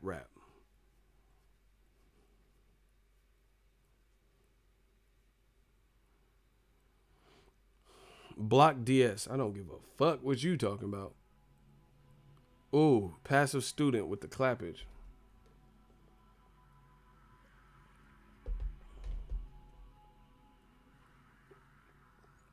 So, I like when shit shakes up the stratosphere. Ronald Finkley said this is that clap season. Man, you know who's winning? New Medium. I told you. California Bay Area, I got you. That's what I'm saying. Joshua, it's shocking how accurate we were with this. Joshua should have been. Now I'm not saying kiss Americans' ass. That's because I don't kiss nobody's ass like that. I'm not saying he should have kissed anyone's ass, but he should have done a better job of making himself seem more of a approachable. If you're U.S., he should have just worked on his U.S. brand. Conor McGregor, here's a great example. Conor McGregor let me drink out of his whiskey cup. Factually, it's on camera. After the Mayweather fight that I covered for you guys, Mayweather McGregor, I asked him a question. I was like, yeah. So I heard you coming out with your own whiskey. This was before Proper 12 was out. Your boy Ego got to drink. You know what I'm saying? And he was like, I don't know. Tell me what you think. Try that. And I was like, okay. And he gave me his cup, and I took a sip, and I was like, all right, it's cool. Conor McGregor is a big star. He wasn't even acting like that, bro. This is all fact. Conor McGregor let me try his whiskey before it's out on the shelf. I tried Proper 12 before all of y'all because it was still in the brewing stages and all that. And he's like, I don't know. Let me know what you think. Let me know. You try that. He was doing all that, and I tried it. Joshua seemed like, like he was trying to make himself too exclusive and too A-sidey and, just Weird. And Andy Ruiz just smiling, yeah, just soaking it all in. He handed you his cup, exactly. They came here and made enemies. Now Eddie is asking UK fans not to turn on.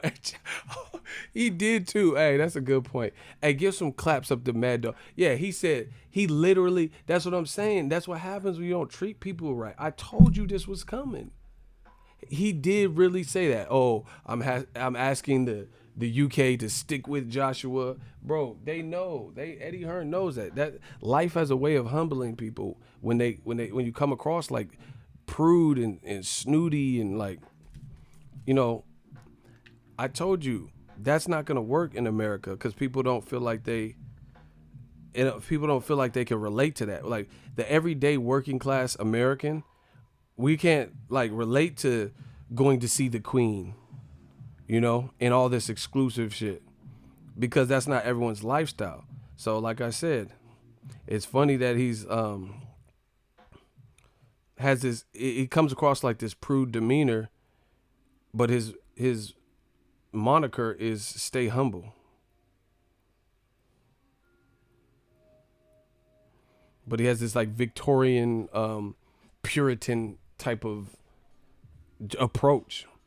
Yeah, why should I mention them guys? Why should I mention Luis Ortiz when he hasn't, he lost to Wilder and I got the belt. Like Andy Ruiz ain't doing. He got the same belt you had and he ain't acting like that.